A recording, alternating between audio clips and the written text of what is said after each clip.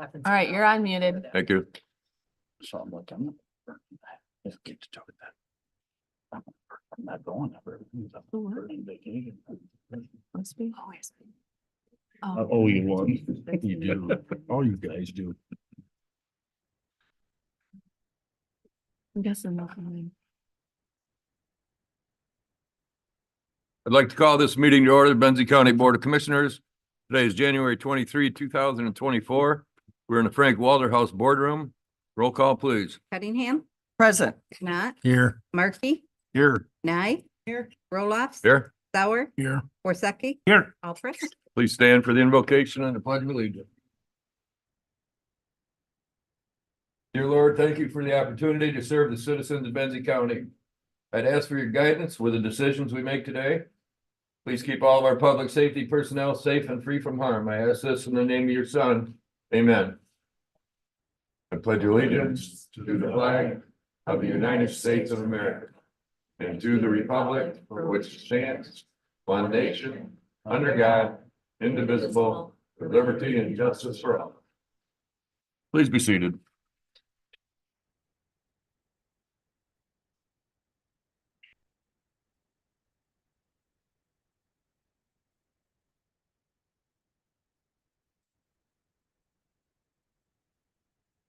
There any changes or corrections to the agenda?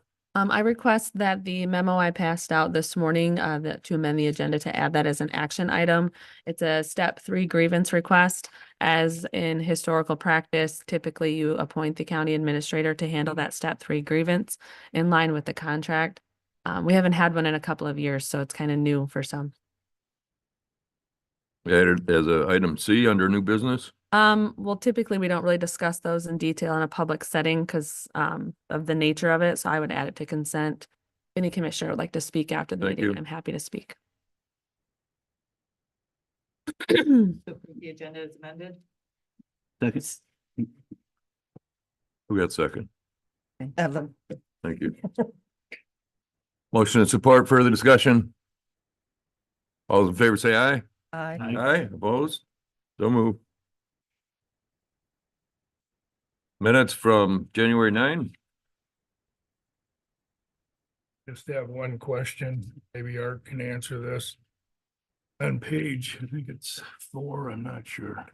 Pages here, 3 of 4. At the bottom, Commissioner Janot stated that Elmira Township will be sending a letter of support for the Headley reset. That was what was said, or was it, they're just gonna send a letter? Obviously, the letter was more of a middle of the road thing. I can verify that with the minutes when I go back, but I believe Okay. that is, I thought that was what was said, but I Okay, can just- verify it and change it if I it needs didn't to be. recall it that way, so thank you.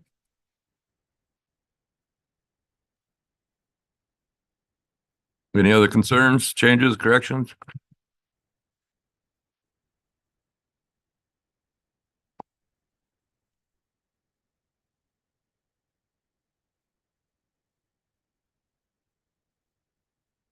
I move that we have minutes as amended.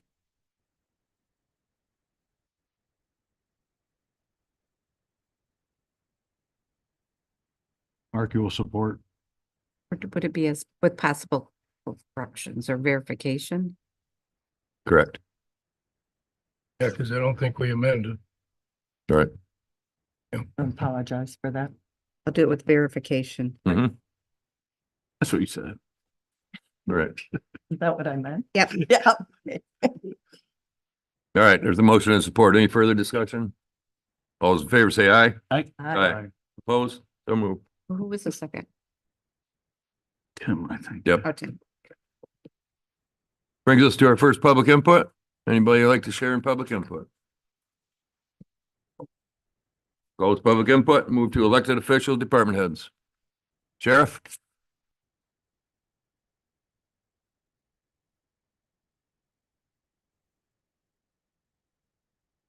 What are you leaving? I just wanted to let you know that. Have an introduction to make. Perfect. Good morning, Sheriff Kyle Rosa. Our newest deputy is with us this morning. His name is Omar. And you know Deputy Dumond? Morning. Deputy Dumond is our handler for our new dog Omar. How old And, is Omar? How old is he? 18 months in March, so. Good. Good looking dog. He's And doing, what's his main purpose? his patrol dog as well as a narcotics detection dog. Good. Got about a week and a half left of training. We've been going at it for about certified first week in February, and then that Sunday we'll hit the road. Good. Purebred German Shepherd? From Slovakia. Born September. Do you understand English? No dog understands English. He understands that ball. Yeah. Well, Got his eye on a prize right now. Yeah, you don't care about none of us. good deal. So yeah, he's doing really well. The training is going really well. And Leelanau actually purchased his litter mate and they've been training together. So Oh, nice. it's gonna be nice to have a neighboring communication And who has that dog? and Jordan Strope. Okay, nice. Yep. And get them Yep, all so- together. Get them all together. My nephew's a dog handler for Grand Of Traverse course. County. Well, yes, Deputy Dumond will be, he already has been training with that group, but he will be Good, continuing because it's obviously a continuation good deal. once a month at least. So Good. wanted to introduce you to him and show you the progress that's being made. Glad you did. Thank you. Thanks, Ron. Yeah. Appreciate it. Good. He doesn't have any tricks yet. He'll get it. The only other thing I have, this morning, I want to publicly announce that, I'm seeking reelection this year, 2024, for sheriff, office of sheriff in Benzie County. Thank you. And, under Sheriff Hubers, at least he hasn't run out on me yet. We've had talks, so he's planning on staying as well. So Good deal. good things are happening. Appreciate it. Thanks, Sheriff. Good Any luck. questions? Best of luck. Thank you. Okay. How we looking on the 24-hour patrol? How's that? We have a target date. I don't want to jinx it. Here, I'm knocking on wood. But May is our target date. Mhm. Middle of May. Hmm. Yep. If all the stars line up and everybody stays healthy, we do have the staffing. We're gonna make that happen and Good. we're excited about it. So I think the whole community is. I believe so. It's been a long time coming, so Put it on tape. it's quite a milestone. It's gonna be neat. So Yes, it will. anything else? No, thank you. All right, thank you.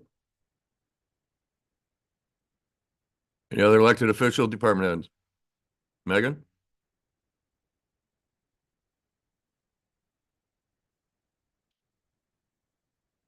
Hello, Megan Garza. I'm the administrator at the Maples. Kind of wanted to bring a little update of what we've got going on. To start, I was just going to try to bullet point some questions that I've been asked in the past. So for the past 9 months, every admission to the Maples has been a Benzie County resident or a loved one of a Benzie County resident. So a parent of a Benzie County resident. To date, our census year to date is 97.5%. So we are staying full. I have a waiting list of about 12 individuals from Benzie County that want in. We have made some changes with our direction just based on the need of the community. So we are licensed for 78 beds.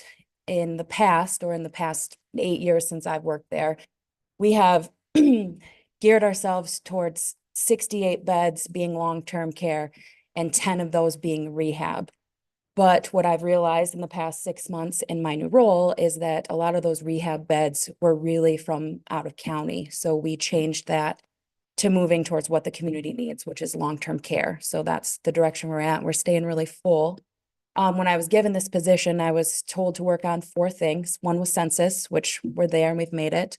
Morale in the building, which is amazing. I don't know if you guys have seen things, but the morale is great, which we're all feeling that.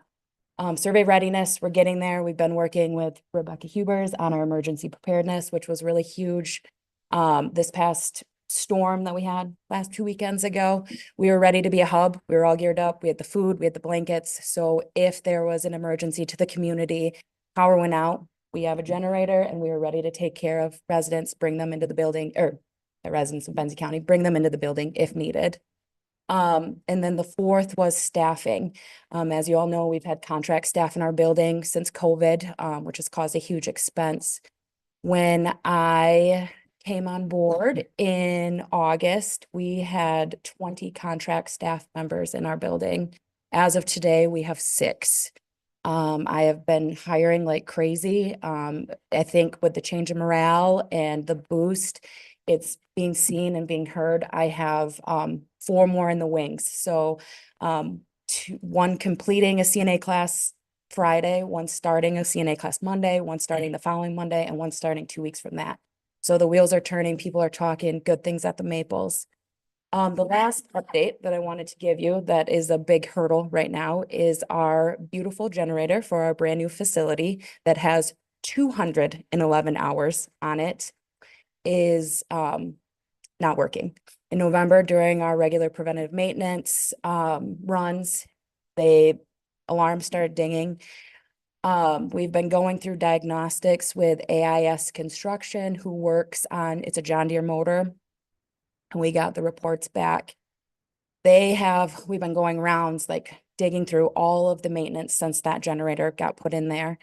And they have come to the conclusion that they believe the reason for it's corroded in the engine. And it was because it wasn't properly grounded when it was put in. So right now that expense is looking to be just under $100,000. We're paying $15,000 a month to rent a generator because we have to have one. The cost of the maintenance on the generator to fix it is $42,000. We had to pay $10,000 for an electrician to come in and hook up the portable generator. And then we'll have to pay them to come unhook it. And then we'll also have to pay for them to correct the grounding to the original generator. So I just wanted to make sure everybody was aware, this is a huge expense to the facility. And so these are why some of those tax dollars really come in. This is something we couldn't prepare for. Does anybody have any questions? Sure. Yeah, I have one question about the generator. So was it identified that it was the installation that there was error? Is there any way of recouping money from that since So we just found out, that's why I'm coming today. I was kind of waiting to come until I had more answers, and we just found out Monday. So today I'll call Kohler. It's been a real whirlwind. So it's a John Deere motor, and I'm not great with motors, so you guys might be better at this than me. So it's a John Deere motor, which we have to have it annually. So we do monthly preventive maintenance on it. Annually, there's fuel inspections and stuff like that. The companies that do the annual maintenance do not work on John Deere motors. So how that is a thing, I don't know. So we actually had to have 3 different companies come out and try to find what was wrong with it. We were first told it was a water pump. It wasn't the water pump. Then they went through looking for cylinders. It wasn't that, so they pulled the motor. Another thing that they did, which cost us money, is when it was installed, they removed, I don't know what the exact words are, but I look at them as hooks, which they use to pull the motor or pull the engine. Kohler removed those in order to make the box fit in the space that it's in. I don't know why. So they actually had to send out, and we had to wait to have those overnight shipped back to us so they could reattach hooks to even pull the 2,000-pound motor. so there's no warranty or anything? No, we're out of Yeah. warranty. I Okay. believe it was a 5-year warranty. Yeah.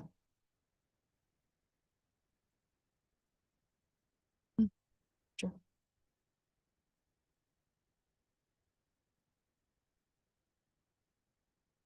Right, been identified as a corrosion problem, probably some grounding.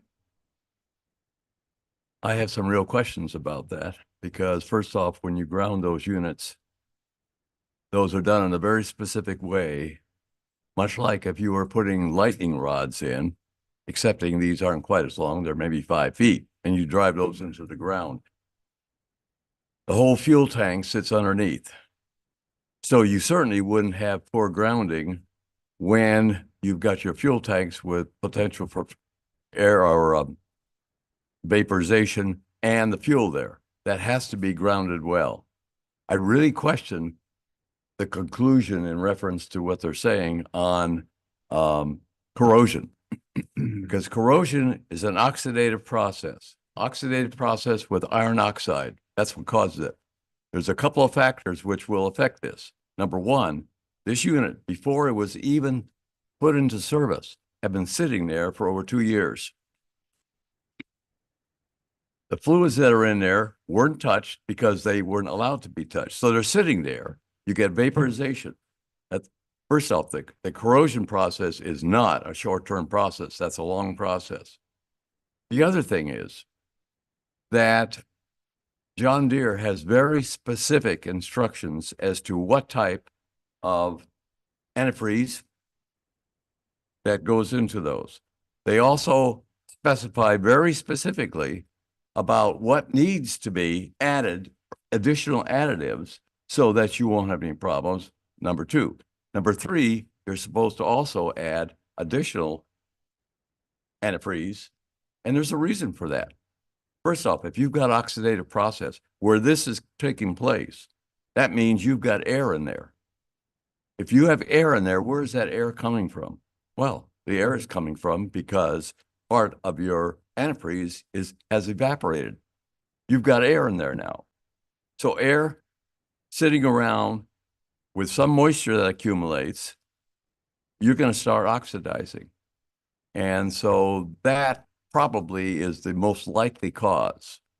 Now, I know they've gone with this here about the grounding. I question that really and we're going to go over that with them yet. I mean, that I think is a red herring. So, and there are some other things that we have to, because John Deere is a good unit. John Deere is not usually used in their Kohler generators. It's either a Cummins or a Volvo engine. Number three is that we have a Tier 3 type engine. They make 1, 2, those are the early ones. 4 is what they're presently using. You don't want a 4. 4 has all kinds of problems. A 3 will work. But in the making of the John Deere puts their heads above. So their camshafts and everything else are above. But all the rest of them use them below, down by the fuel tanks. Now what happens? Well, normally they put boosters on to shoot, and especially in the startup phase and in the shutdown phase, they use boosters, electrical usually, to boost the oil, for instance, into where the camshaft bearings are. Well, they've identified that the camshaft bearings, they're shot. Well, wait a minute, 216 hours? That's barely getting into the range of. Freaking period. Yeah, I mean, come on. Should have seen how clean it was when it came out. Yeah. So, so why is that happening? Well, when you do the startup phase and you do the down phase, where the camshaft is on top is in actuality much further away from where that oil supply is. So they don't have enough, it doesn't have enough power to boost that, to shoot it up there quickly during that phase. And if that happens, which it does every time you start it, then you're going to end up with burning your bearings. So that's a John Deere construction problem. Now, there's aftermarket units that you can add to that, which we're going to inquire about, because that in itself will prevent that kind of a problem. So anyway, my 2 cents. Good job. Any questions? Thanks, Doc. I just have one. Okay. You guys have cash on hand of over $4 million. So it's not as if we don't have access to pay for what needs to be done. I agree totally with what you said. Yeah.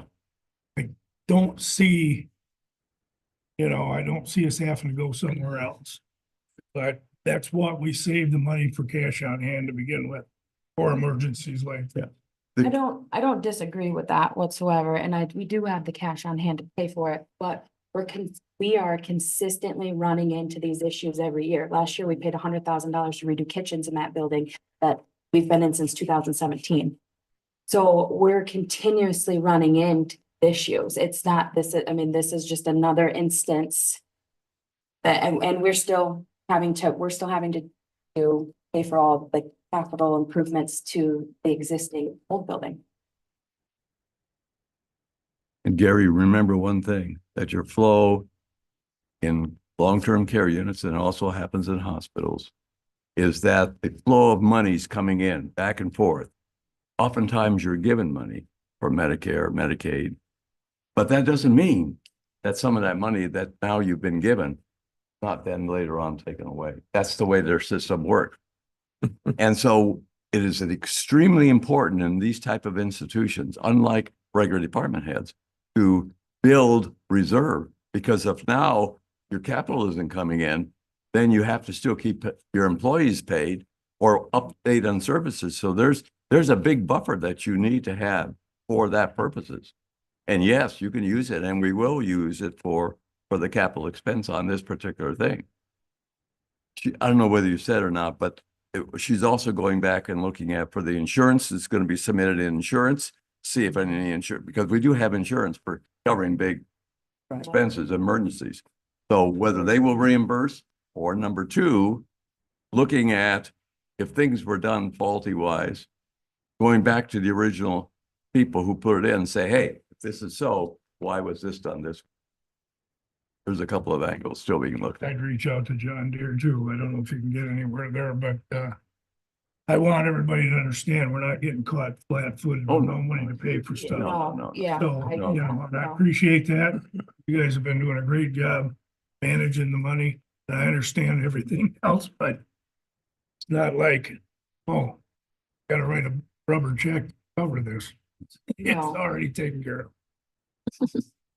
And Thank you. I understand from what you're saying also that economically, you have more long-term Benzie residents there, correct? Correct. And economically, that's a more stable way to approach. It's a And stable way, but rehab pays better. I mean, in the, but in when the you're long looking term- at business, the business part of it, the rehab reimbursement is a better reimbursement. But if we're looking at serving the community, which has been our biggest, concern, this is what the county needs right now. Now, should I see a change in the future where I'm seeing a lot of referrals for rehab for Benzie County? Maybe we change our tune and we gotta ebb and flow with what the community needs. But right now, I could fill a whole nother unit with long-term beds. I get calls every day. I currently have I got 6 referrals yesterday for Benzie County people. What's your bed count at? We're at 78 and we're currently in we actually have 80 beds. But we're only licensed for 78. So I am going through the process of a certificate of need to license those 2 other beds so that we can move to 80. But our county is right now considered overbedded for skilled nursing beds. We're 17 beds overbedded. So there's a process. I have to prove that we've been over 92% occupied for 24 months. We're almost there. We're about 90. I gotta wait like 2 more months and then I'll be able to prove that, but Awesome. we're going in the right direction. Just some comments. It's ironic that they say that, I'll use your expression, overbedded, when clearly you can show that there's a need out there, even with other assisted living facilities. I want to applaud your board, Don, how knowledgeable you guys are and how informed you are of the situation. That gives me a lot of comfort. I'm not sure we've always had that in the past, so thanks for being on top of it.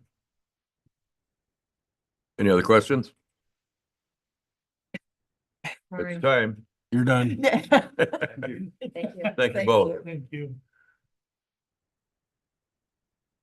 Any other elected official department heads? Yeah, the Elvin, get it out of there. I'm trying to shut it off. Sorry. I didn't see this on the agenda, so I wasn't sure if this Good. is when we talk. I'm Kelly now. Ottinger from Benzie Senior Resources. And I know everybody received our board packet. I just wanted to touch on three things. Basically, that our service numbers are continuing to grow. The number we served between 22 and 23 was up by 36%. So far in this first quarter for us, we're up overall between 10 and 12% across all the services. The only one that's down right now just a little bit is the home health and nursing, and that does tend to happen in the first quarter because some of our folks do go south for the winter. And the ones that are here tend to not schedule appointments and things over the holidays if possible. But the food and nutrition is the one that's up the most right now, about 14% of this time compared to last year. We have been able to hire in every area. We are fully staffed except for the homemaking. We would like to hire 2 to 3 more of folks for that program, and we have a continual ad running in the Record Patriot for that, and talking with them about maybe how we can make that a little more visible, sharing on Facebook and social media as well for that position. And I also wanted to invite everybody to attend. We are ready for meeting B of a public input discovery process, where we are working with a firm to identify the needs of our Benzie County seniors and our ability as an agency and its facility to meet those needs. The second public input meeting will be in this room on February 6th, beginning at 1 o'clock. And we would love to have everybody join and give their thoughts. So any questions for us? Kelly, what's your role? I'm the Fund Development Director and Communications person. You may not be able to speak to this, but I've heard some comments in the community about some discussions that are taking place between Senior Resources and the Benzie Water Aquatic group. How does that, because the majority of your funding, I think, comes from taxpayer dollars, what role will the county play in terms of you guys having those discussions? The discussions really, they've been very informal at this point, and the Aquatic Center is who has approached us. At this point, we're just in different periods of our moving forward. They are really ready to find a building and secure that building and get going, and we're not there yet. We're pulling back, and we're trying to do our due diligence and discovering what the actual needs are and our ability to serve. And we don't feel at this time that we're ready to make any commitment to have discussions with another entity yet, because we're still evaluating ourselves. But no, we're very open to any discussion, but like you say, at this time, it's nothing. They're just in a place where they're moving forward faster than we are. And of course, that's something we would definitely be coming to the county with, because we do receive your millage, and that would be our role to involve you and have your input on anything that nature. Okay, thank you. Any idea how the snowplow contractors are holding up? I know this last couple of weeks have been pretty rough. That the snow removal has kept us hopping the last couple of weeks, yes, but so far so good. All right, thank you. Thank you. The Yes. meeting on February 6th at 1 o'clock. What's the purpose of that meeting again? I'm sorry. It's like a public input. We're having 3 of those during this process. We are trying to identify the actual needs rather than making assumptions of what our seniors in this county do need and want. So we can determine how to best move forward to meet those. Thank you. Any other department heads? All righty. Move on to finance.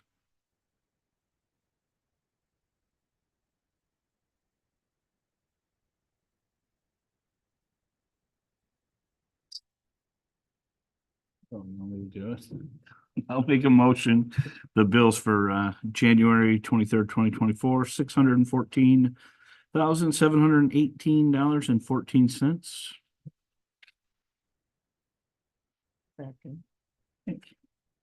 Motion and support. Is there further discussion?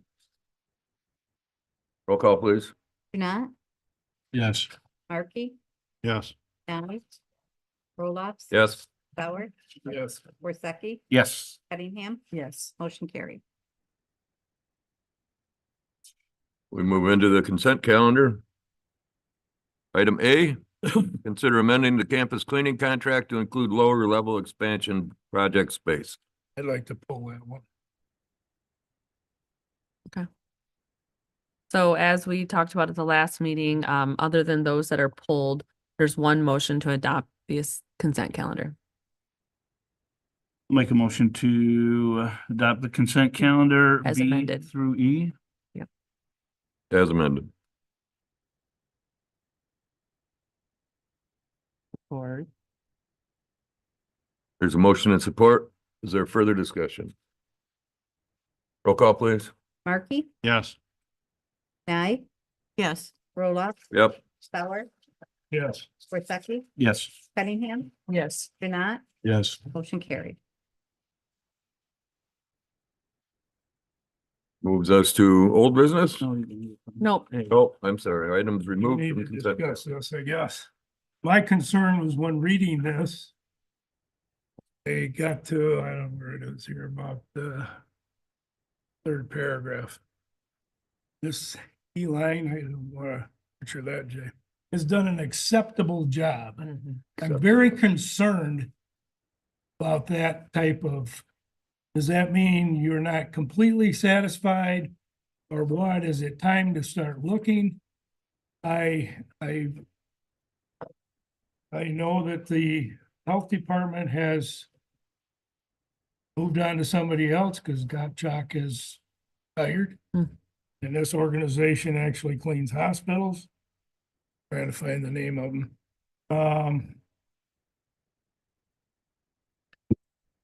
Gotta circle stuff better anyway. I'm just wondering if I'm very concerned when the people that are dealing with these folks, words mean things. Mhm. And that to me is very concerning. Mhm. Is it time? I don't know. Did we have a 3-year contract? We got a year or two left. I just don't know where to go from here because I really don't feel comfortable with awarding more to these folks. If you'd have put down there, has done a great job, probably wouldn't have got any feedback at all from me, but, this is where I'm at with it. I really think it's time to start going out for bid again.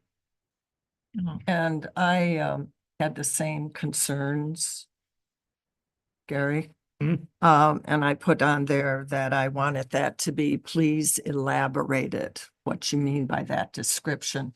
And like Gary was saying, is it time? Is it unavailable talent or support to be able to do that? I don't know, but to elaborate that so we know how to approach it more clearly to get exactly what we need for the building here beyond. This other group is called Northern Michigan Janitorial Services.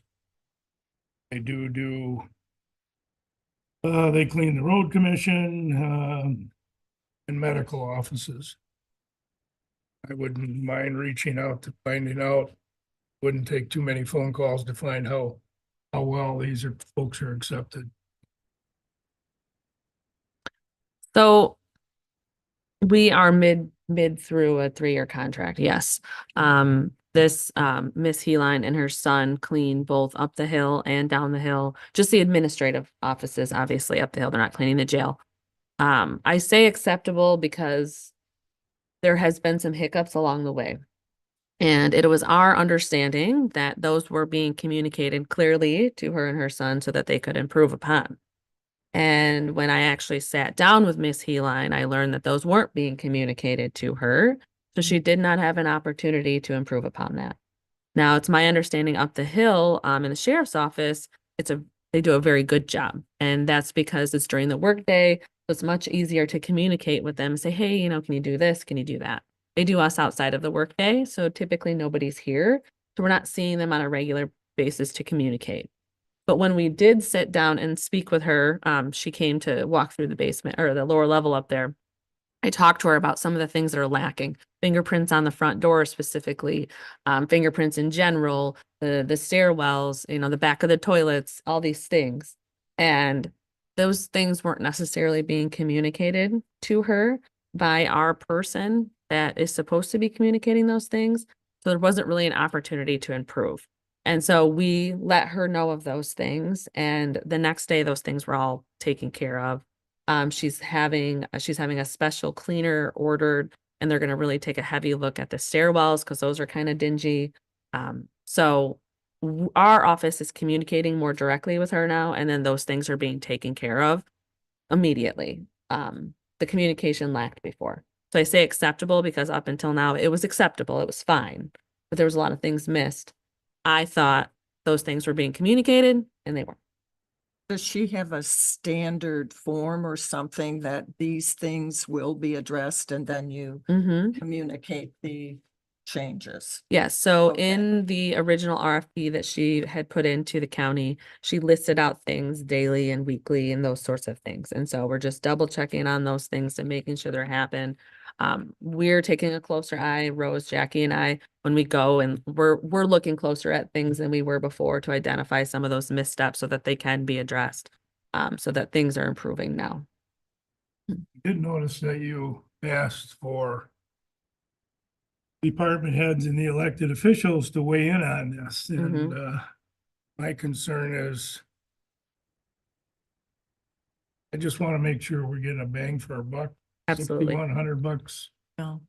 So this is, monthly is a pretty good chunk of cash. And she was actually the cheapest of those who turned in an RFP.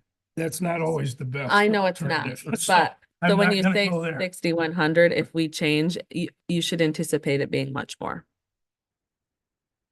Well, if the job isn't being completed, I used to do that stuff years ago when I was Yeah. a kid, I guess. And It's called latrine duty, Gary. no, that wasn't in the military. It was a downtown office out of Anchorage, but Oh, I just like. and if you didn't do it right, it didn't take long to find out what was going on. So I'm just want to make sure the information's being passed on and it's being correct. Well, and for your purposes, after this year, we're going out to RFP again too. So we're nearing that end of that 3-year.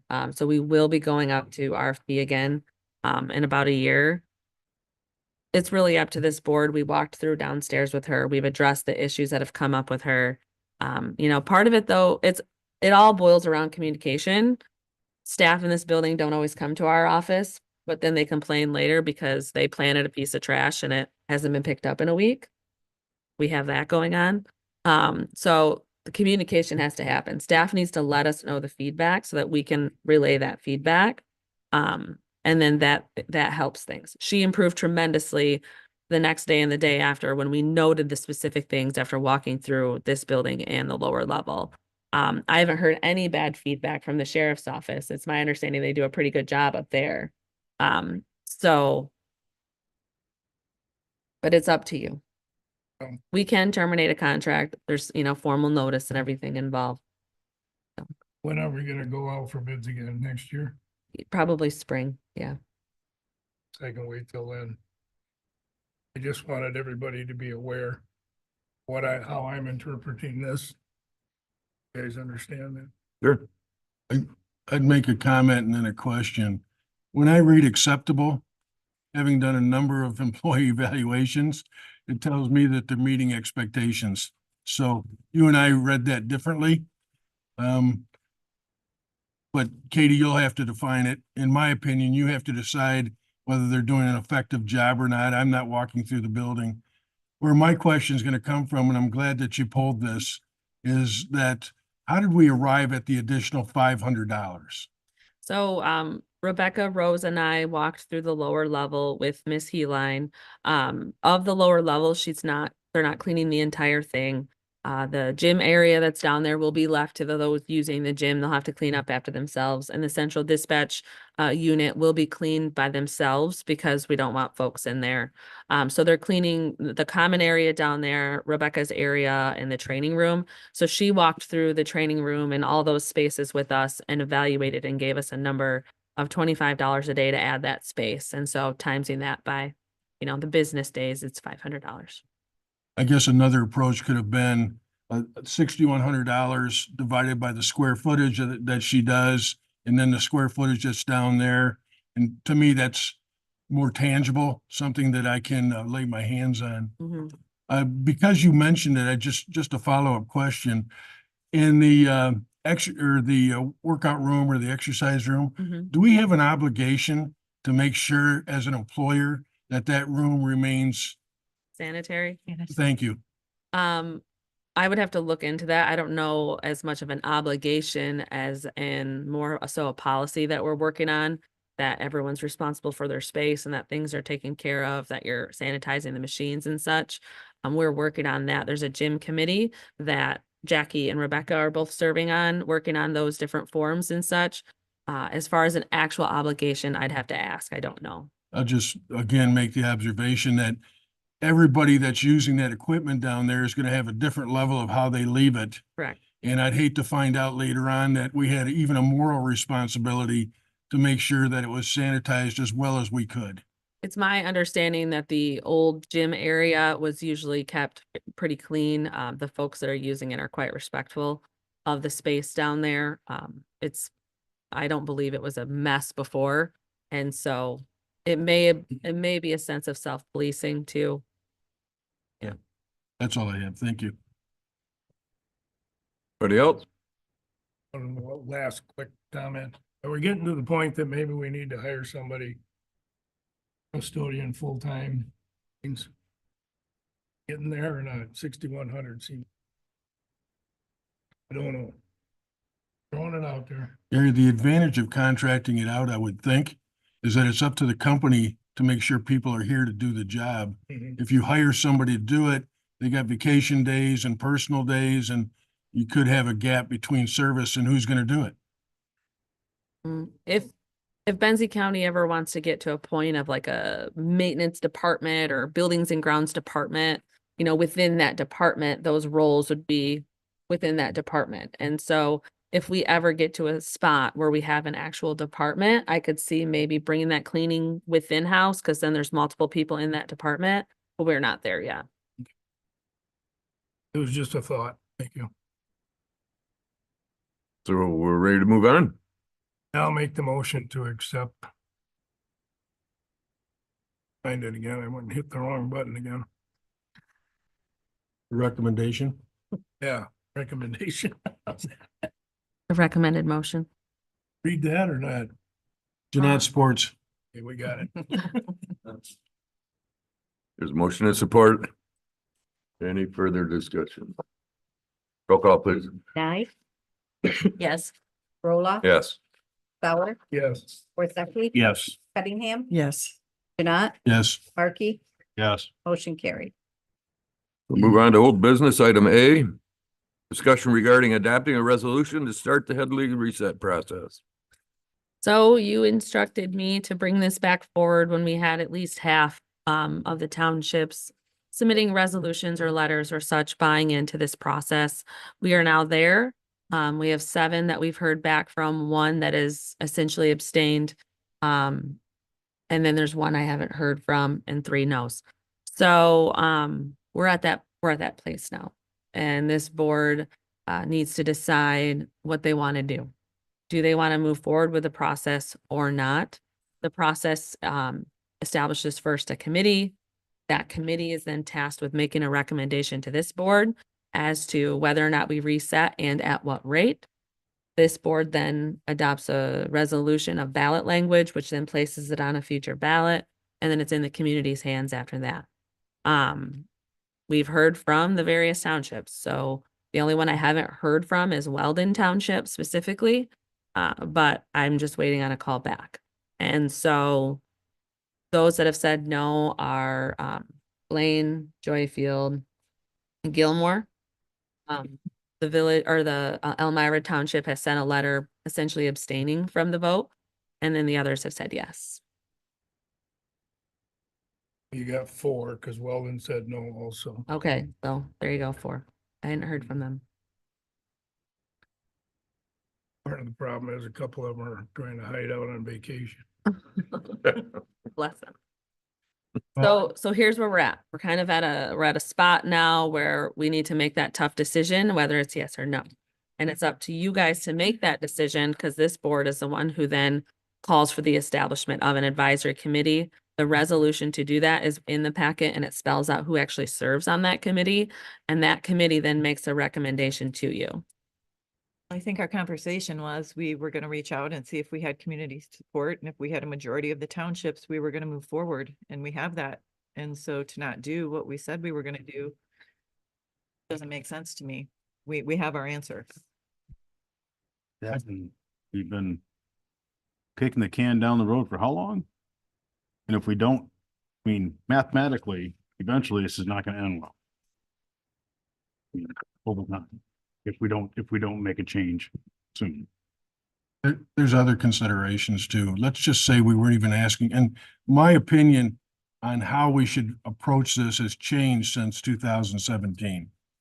Because of the feedback that I'm getting, that I won't share today, but when we get ready to do that, I will. But if for nothing else, we need to get it back on the ballot for future boards. Right now, everybody's handcuffed. That includes the townships. I believe that we need to move forward with this, regardless of what it looks like at the end. We need to move forward with this so that we are giving the voters an opportunity to look at this with some frequency rather than going 40 years without even addressing it. I think in my opinion, just to add 2 more cents, this becomes information now and giving the voters the opportunity to have their say. They haven't been able to weigh in decades now. So it's time to see where the community, the voters stand on this. And we said we would, and we're doing the education Good part motion. of it. Yep. So it can be explained. Yes, so our office would create material for the community like we did, 2 years ago for the millages that were on the ballot. We did those 2-pagers that were distributed widely.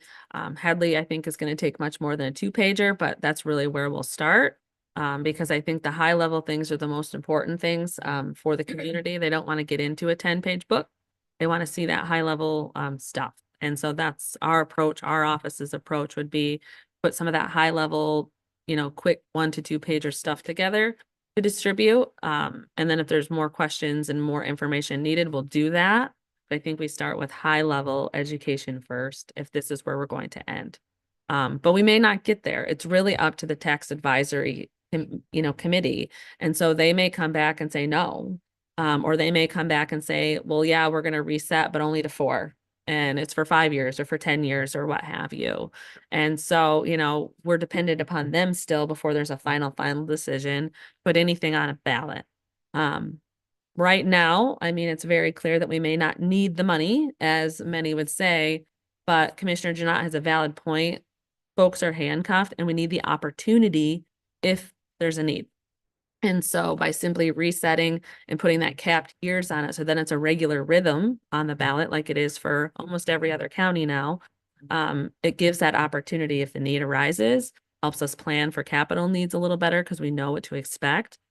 So most counties have went to this route where it's every 5 to 10 years versus indefinite.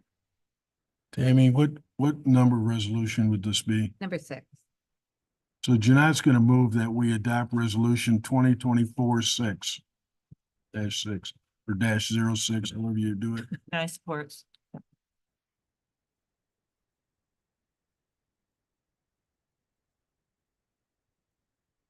Motion and support. Is there further discussion?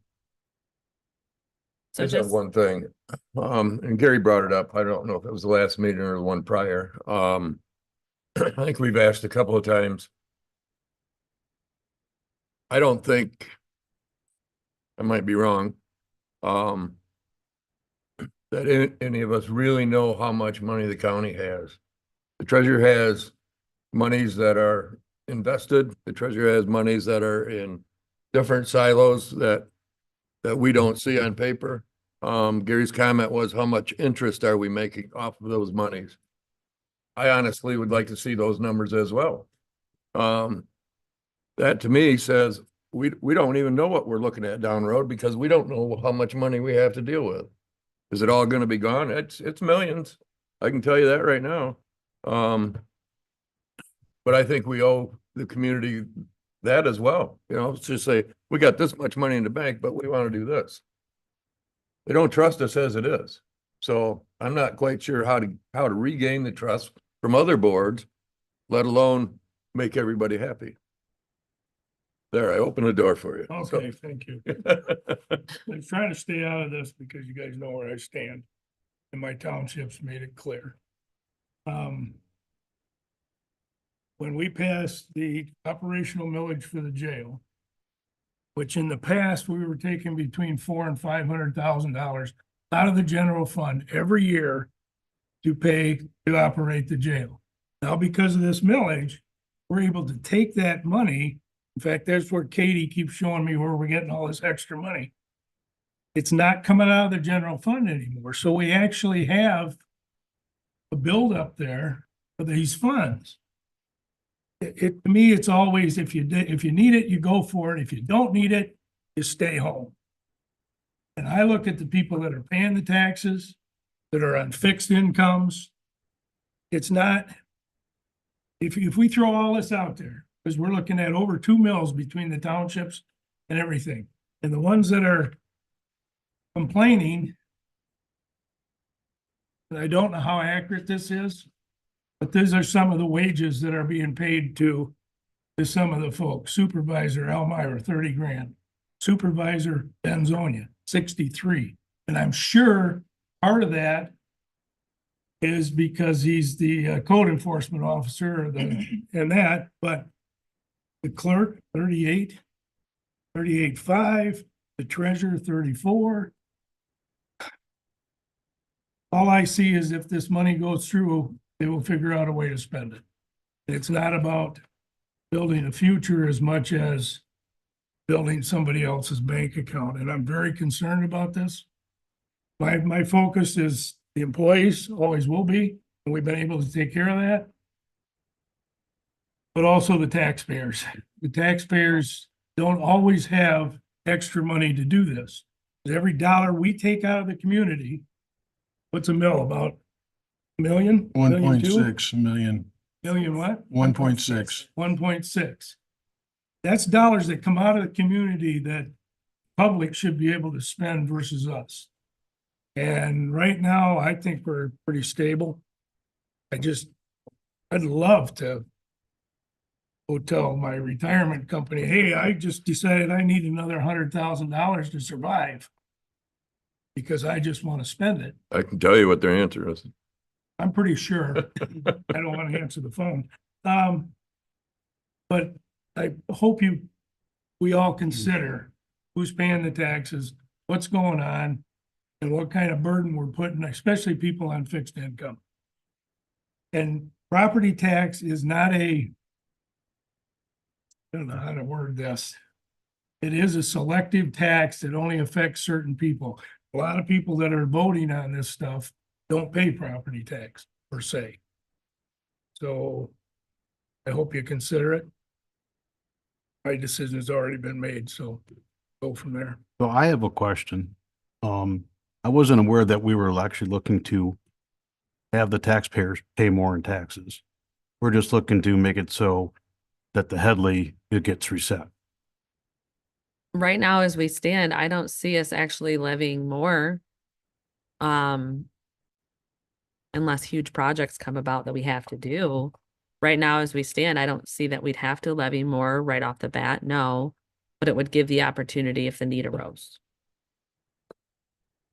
Gary, just in response to a couple of things that you said, we're not making any decisions for the townships at all. All we're doing is taking the handcuffs off of them. And their voters in their townships will make that decision on whether the electeds are being paid fairly or not, or how they're using their tax dollars. That's each township is going to make that decision, not us. With respect to putting more taxes on the taxpayer. I couldn't be more conservative about that. In fact, when I hear about building a department for maintenance, I could have cringed when I hear about those kind of things. But, and I know that you were just terrorizing, but, we need to make sure that we're setting up this county in the future to make sure that it's financially, fiscally sound. And the way it's set up right now, I believe that we could potentially be having problems down the road. To Tim's comment, and we don't know what this advisory board is going to come back with, but they could come back and say the 3.3 that you're collecting now is more than adequate for the next 5 years. So be it. Or they may say, you know, you should really have another $500,000 because what we have to look at is our capital plan too. It's not just about rewarding the employees, which we said at this table more than one time, we believe they're underpaid. So we aren't meeting that obligation based on your own comments. But I'm not going out looking for tax dollars just to improve salaries here. I'm looking at all of the things that we've been able to accomplish in the last 3 years that if we hadn't had this influx of federal money, we'd have never done. What it's taught me is that we can be a much more progressive community when we have the resources to participate in moving the community forward. I understand where you're coming from. Know that the taxpayers in my area do not trust us. They like selective millages where they can focus their money towards those things. They like animal control and those kind of things and EMS and everything. And I get the feeling, especially from the discussions we've had, we're just gonna keep expanding Benzie County. Parks and Rec and all that stuff, and I don't know if that is really what the community want. But, Well, since you've brought it up, did you want to say something? No, go ahead. Since you brought it up, I was going to hold this for a different conversation, but I'm not in favor anymore of doing any bundling. And that's an expression that I put out there. I have gone 180 on that subject. It's for the very reason you just said. Let the voter make their own decision. What I've also learned in almost 8 years sitting on this board, it's how do we use the tax dollar? Let's just take Parks and Rec as an example.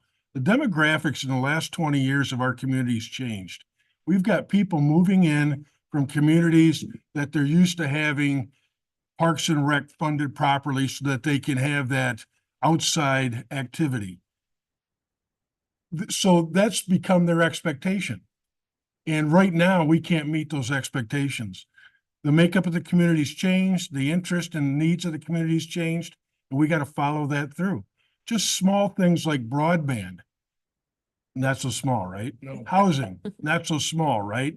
Making sure that we have emergency services funded properly so that first responders have the equipment they need, and when they arrive on site, they're able to give the same treatment as they would if they were down in Grand Rapids. Those things we have to stay current with. And I don't believe that the current millage that we're assessing will keep us current. Yeah, and I'd offer also that I appreciate what you said too about the millages and how people like them, but we're not going to put the register of deeds and the treasurer and the clerk on a millage. You know, these are the things that aren't votable individually. We have to sustain those, you know, employee increases, things that happen there. And I want to advocate for the informational side of this. And to Bob's point, the whole story needs to be told. We're not at a crisis point. And I think it's responsible of us to have this discussion when we're not in crises, to say, here's where we're at. We do not have the mechanism in place to ensure stable income. We don't. You know, can we sustain what we have right now today? Sure. The snapshot in time, we're fine. I'm not advocating for higher taxes to the degree that you're talking about. I'm not talking about going out and saying we need this. I am simply saying we need to give the people who vote the information, all of the information. and let the decision be made, because that hasn't been done in a very long time, and we don't have the ability to reset at a certain point of time like many other communities do, so they don't worry like we do that this could become a problem. Well, Bob brought up an excellent point. We don't even know for sure what kind of money we have. We don't know the interest. We don't know the DTRF possibilities going forward. And that's been huge. It's paid for a lot of projects. It's like the 911 surcharge, which obviously we're gonna go on that again. But that built up really fast over time. Now they've spent it. But that's what the projects are for. You don't collect tax money just to make yourself feel good, so you got a cushion. It's gonna be a hard one for me to take. Anyway, thank you. I'll quit. That's interesting. Everything you're saying, I think we all agree to. Yeah. that's There's what I'm nothing you're saying saying. there that I'm opposed to, Gary. All I'm saying is let's clear the way at a minimum for future boards and for the townships. Your townships don't have to increase their millages just because they can. Mine don't even levy the full amount now. Good for them. So which proves to me that they're able to operate within their budgets. There's a couple, hate to even pick them out because they stand out just every time. They promise the world. And they can't afford to promise the world. And those kind of things worry me because given the opportunity, they're gonna levy every penny they can. And So- it's interesting, Gary, because the demographics of your district are different than demographics of my district, with the exception of Platte Township. So the needs in your area are gonna be different than the needs in my district. And that's why I'm saying, I want to clear the way for them to do whatever they think they need to Well, I'd do. like to see their general fund budgets put on paper in front of us. And one of my favorite is Lake. And Believe me, by the way, you don't want to pick on Lake because they donated $300,000 in the last 12 months to move community projects forward. How much did your townships donate? We don't need. yeah, but they had a $800 and some $1,000 fund balance. Well, actually, they had over $1 million, Yeah, but who's okay, counting? who's counting? Which is very concerning to me, because that's taxpayer money that they're sending. I get it, Gary, but that's the voter in that township that makes that decision, not this board. Well, I kind of worry about the voters in those townships. They have, anyway, whatever, let's. So there is a motion with support. Nothing further? Roll call, please. Roloffs, No. Sauer, No, Worsakki. Yes. Cunningham, Yes, Janat, Yes. Markey, Yes. Nye, Yes, motion carried. Item B, discussion regarding affordable and missing middle housing and changes to payment in lieu of taxes. Tax laws. So a couple of meetings ago, we had Yarl Brown here to go over pilots or PILTs, as some of you know them as. So at the state level, they've broadened payment in lieu of tax relationships so that counties have really a bite at the apple of this tool. And so Yarl was here to talk about housing in Benzie County, kind of where we're at, where we could be, and the tools that could be utilized at the county level. After that, I was asked to bring forward, a draft policy of some sort and further discussion regarding this tool that could be implemented here at the county level. And so I've provided in your packet a pretty extensive memo really talking about pilots. I've also given you a draft resolution that would set the tone for a policy related to payment in lieu of taxes. There's a roadmap and other things in there as well. One thing to keep in mind is that the payment in lieu of tax relationship is essentially negotiable if that's what the county wants. It could be treated case by case with every developer that comes to us, and we discuss the terms of that payment in lieu of taxes. I know there was concern specifically about emergency services and first responders, and we're going to bring these extra people into the county, and how are we going to fund that? That's the whole purpose of negotiating that payment in lieu of taxes, is to cover those costs. So we'll have that opportunity to discuss those things. So what I have in front of you is a draft resolution if the county would like to participate in the pilot program. I don't know of any in the wings. If we adopt this policy, I don't foresee one coming forward next week by any means. And I really don't foresee a ton of these coming to the county in general, but it is an it is a tool that the county can offer to developers to incentivize affordable housing in Benzie County, which we all know is very much in need in our county as well as the region. So I'm going to add to this because I'm the one that asked that it come before the board. I want to be very clear. If you were to adopt this resolution today, there is nothing happening. No. In fact, there's a lot of things that have to be ironed out yet. If you were to adopt this resolution and the concern is, well, somebody's not going to have to pay the full tax bill. Typically what happens with pilots is that someone's buying a piece of land. I'm going to use a piece that I'm aware of in Crystal Lake Township. And the owner was paying about $1,200 to $1,600 a year on 16 acres.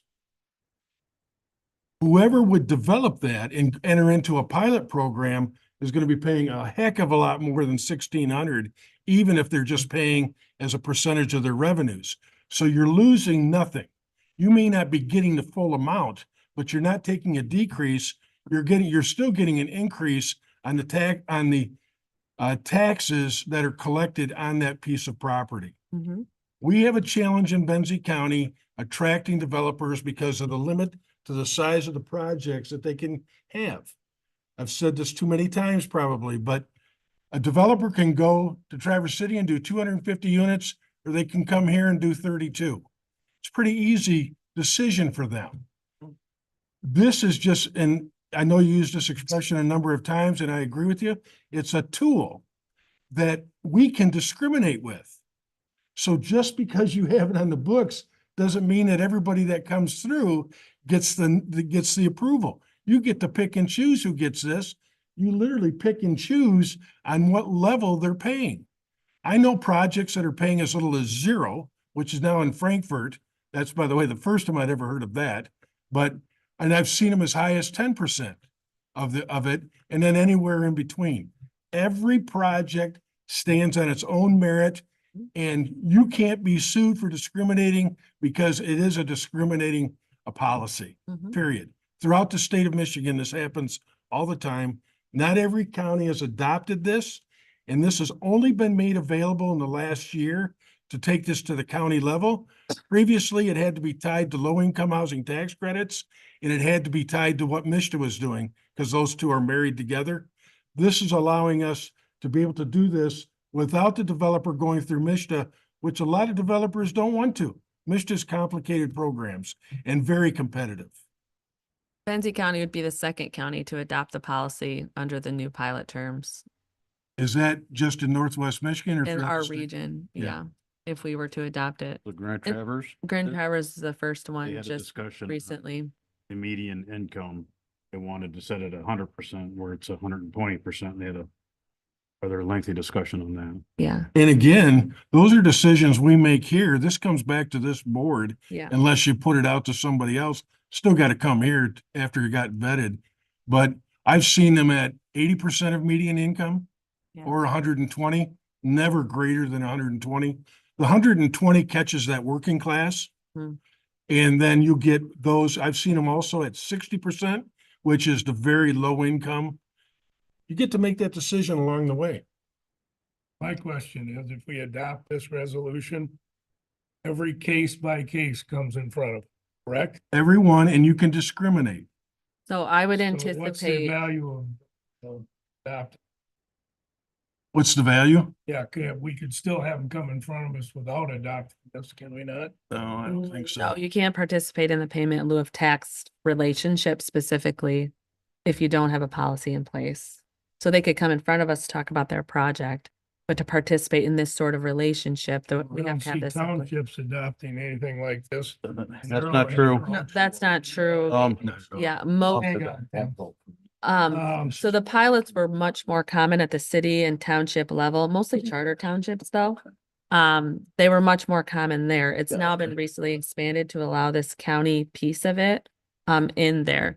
How I foresee this rolling out is if you adopt this policy and say we have somebody coming to us, I would ask this body to establish an ad hoc committee to really go through that vetting and negotiation process, who would then make a recommendation formally to this board for final approval.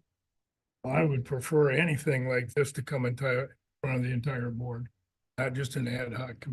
Well, it would still come, but I'm saying the negotiation piece of it, it would be a smaller I group. would It's just soon have special meetings for that.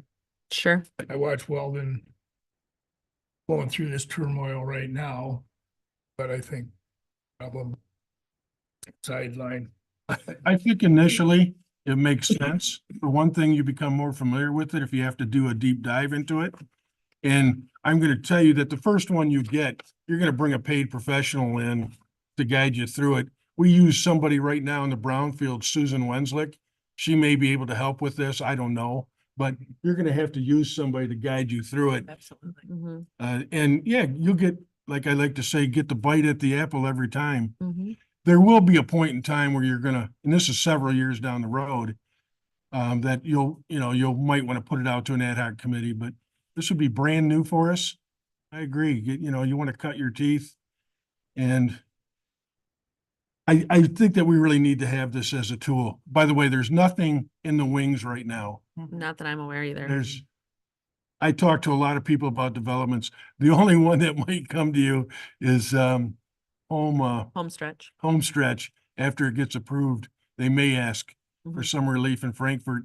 They're the ones that already got the 0% Yeah. from Frankfurt. And they already received funding through our ARPA dollars. How long was the TIF we granted to True North in honor? Oh God, do you remember? 12, 18? Yeah, I think it was closer to 18. Yeah. It was something like originally that. given to the buyer and then that transferred to. True Transferred North. over. Right, there was a learning curve there, I believe, for this board, and it was a tool that was used, and we see the fruits of that going on in honor. That building, that business would not be going up but for that TIF. Yeah. And I think the more tools we have in our tool bag, Yep. the more I agree. opportunity is created.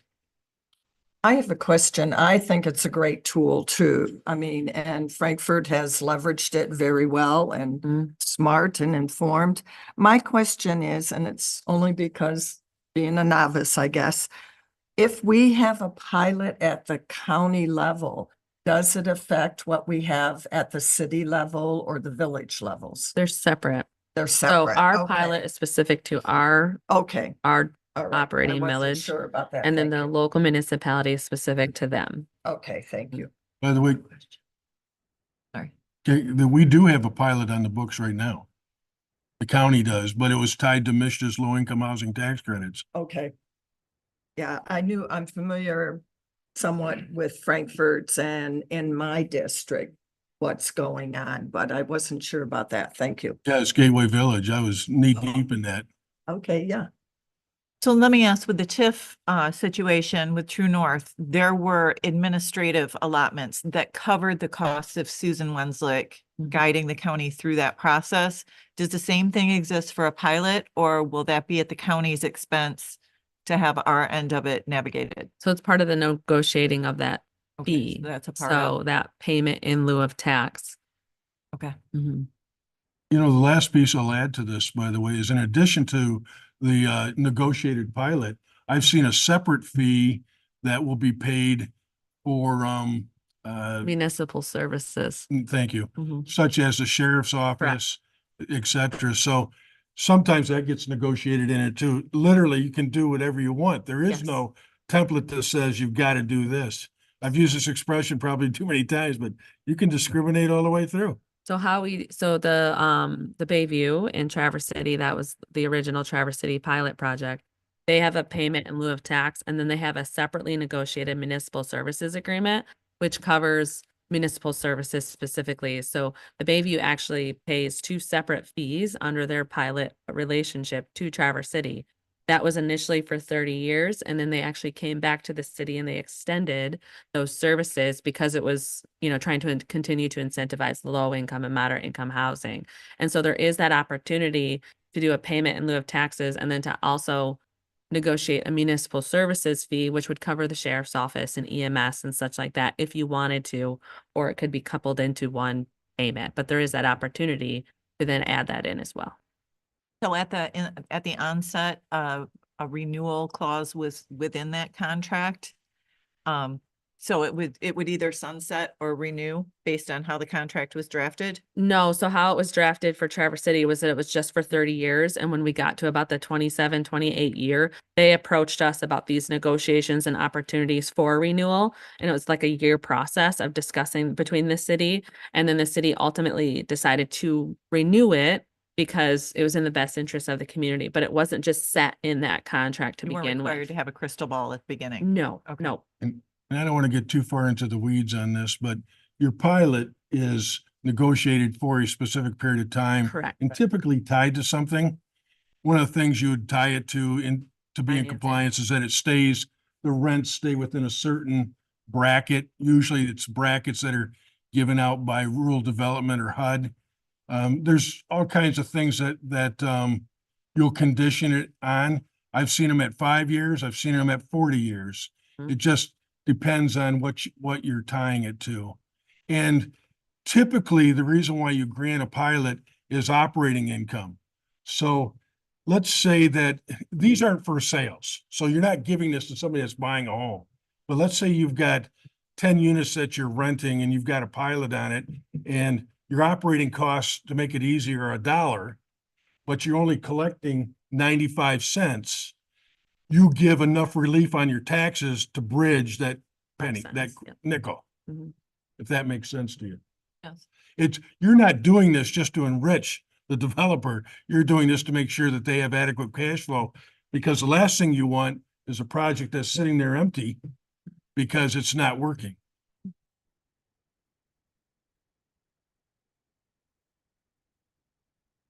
He's supposed to. Well, I'm gonna make a motion to adopt the resolution 2024-007. Support. Motion and support. Further discussion? Roll call, please.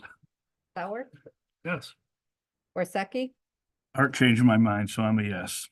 Cunningham, Yes. Janai, Yes. Markey, Gonna sell you a car. Did not change my mind too, yes. Nye, Yes. Roloffs, Yes. motion carried.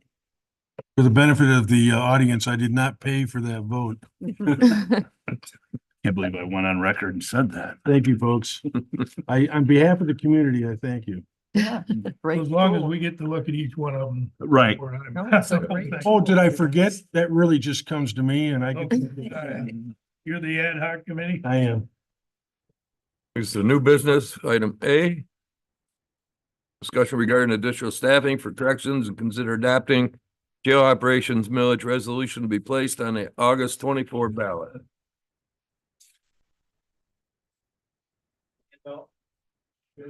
This was the handout that was previously emailed to you. So they had it. Yeah. Hand it out. It's basically the request that the board, as well as myself, asked for DOC to give us a staffing analysis, and then the actual staffing analysis.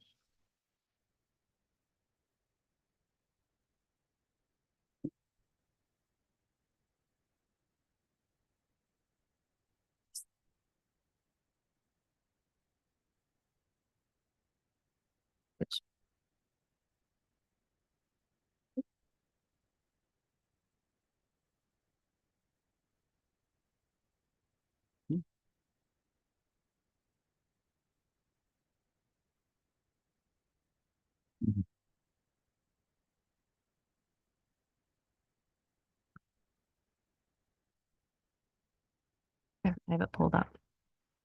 Thanks. I'm sure. That's okay. No, I sent that to you. Do you want it? No, we're good. We're good. We're good. I was one short of that quest, that's all. That's You already okay. know that, so. So a few months back, quite a ways back, actually. So we requested a staffing analysis done for Up the Hill. Specifically, the big reason is because central dispatch is now moving to the lower level with the expansion projects. We need a clear picture going through. And so Mr. Abram from the state came in and did a staffing analysis, and that's provided in front of you. So we are in the year where we have to go out to millage for the jail. So when we took a leap of faith about 2 years ago on increasing the jail millage, we only did a 2-year millage. So then the old millage plus the new millage expired at the same time. So either way, here in 2024, we have to go out to the community to ask for a millage for the jail specifically for operations because that millage has expired. What we had went out to millage before was 1.229. That was what we went to, and that fulfilled the operations of the jail as it stands. However, as a result of this staffing analysis, there's been recommendations now to potentially increase staffing, specifically because central dispatch is now moving to the lower level. So now we're at this, where do we go from here when it comes to the millage specifically and staffing? Because this is the time for that. 1.229 will not include an additional staff person because of the way operations are spent out right now. Things have to change. Either expenditures have to change, the increase has to be put in place or what have you. There's got to be some changes that come down the ladder in order to make an additional person or even two work within the jail. Leave it to you. Thank you. Yeah, so as you can see, the recommendation is there's several parts of this, but bottom line is we need 2 more deputies to fulfill the wishes of the MDOC and to make our staffing safer and to get the coverage we need. It's mainly on nights. That's the problem, is the nighttime when we were relying on dispatch on the other side of the door that could come and push buttons and help us when we were in a pinch. And we won't have that. Sheriff, if I could, just for maybe the people on the call, we're corrections officers, not deputies, Corrections deputies, yes. That's correct. just for clarification. Yep. Yeah, I deputize everyone, Understand it. but- is one. yeah, play on word, yep. Deputies assigned to the jail. Thank you.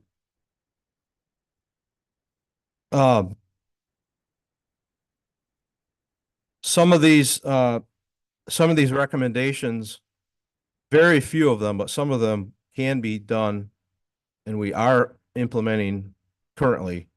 But some things we just can't move forward with without this proper staffing.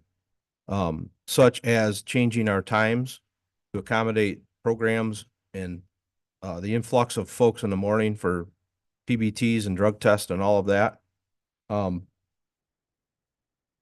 So we're kind of crippled, if you will, because of our lack of staffing due to the recommendations here. Sheriff, how many total do you have now in the jail? 14, And the study says you should have 16, correct. correct? And the shift minimum, it says 4 on each shift, but do you have a minimum of 3? Is that correct? I mean, reading through all of their. Is That's that m- with? Is That's that with? the does that go minimum. Hand in hand with the contract, what does the contract say, or does it? It Does do- it address that? The union contract? Yeah, I don't believe does it it. address shift minimums or anything? It does not say, shift personnel minimums. Okay, It's all the internal, policies that we have that mirror mhm, the state's recommendations as a rule. We always want to try and follow that because, the state recommendations are they're following the recommendations across the board when it comes to liability, and our insurance companies request that as well to follow, so. so you have one person in the control center, right? Yep. And then, so 2 or 3 on the floor working with it, and that person in the control center can't come out of there. Correct. Yeah, they can. They have to open doors for, Right, no, I know. I People just out want on to the make sure floor everybody knows that. and So, monitor the cameras and answer the phone and the radio and, that can't come out. If something's happening out there, that person still has to stay. correct. Mhm. Get 2 people, 1 person in the control room and 1 person on the floor. And that's it. That's it. That's it. And so if we have to back that person up, dispatcher has to come and hit the for it. Yeah, So so what if, happens if something goes down inside the jail and there's only the person in the control room and there's one person on the floor? currently that's how it's designed, but the second person who's in control can run out the door because of the dispatcher sitting there to help. Okay. That's been allowed, that's been documented and written as an allowable thing through MDOC all this time. Quite some time. Well, now, All there- these but years, now with and that's why dispatch we're being here before gone- you, because of that change being With made. dispatch being gone, we could be in a position where there's only one person to deal with how many inmates then? 44 at this current time. As we stand here today. How many of them are ours? Where's this resolution? 34 are ours, 8? and the rest are Grand Traverse and one tribal. Thank you. 0, 0. Okay. We were actually at 48 and we had to, because that's over. We're over. We can only be over for 3 days, so we had to send a couple back to Grand Traverse. But yeah, we're busting at the seams at this current time. Sheriff, it sounds like you're at capacity right now, but on average, how many inmates will you have in there? Do you, jail administrator? Our average last year is 34 for the whole year. And of those, how many would be people contracted from other areas contracted? We tried to do a report on that and we have not been able to get that report. They're working on it. They said the end of January, they can get us a report. But I would say we averaged last year, we had 2 months with no one. And we averaged anywhere from 6 to 12, somewhere in there of housing. When you say they regarding the report, who are you referring to? That's our JMS program. I apologize. Oh, okay. And in the memo, it talks about how much the millage brings in, but you don't talk about how much money you bring in from housing inmates outside the county.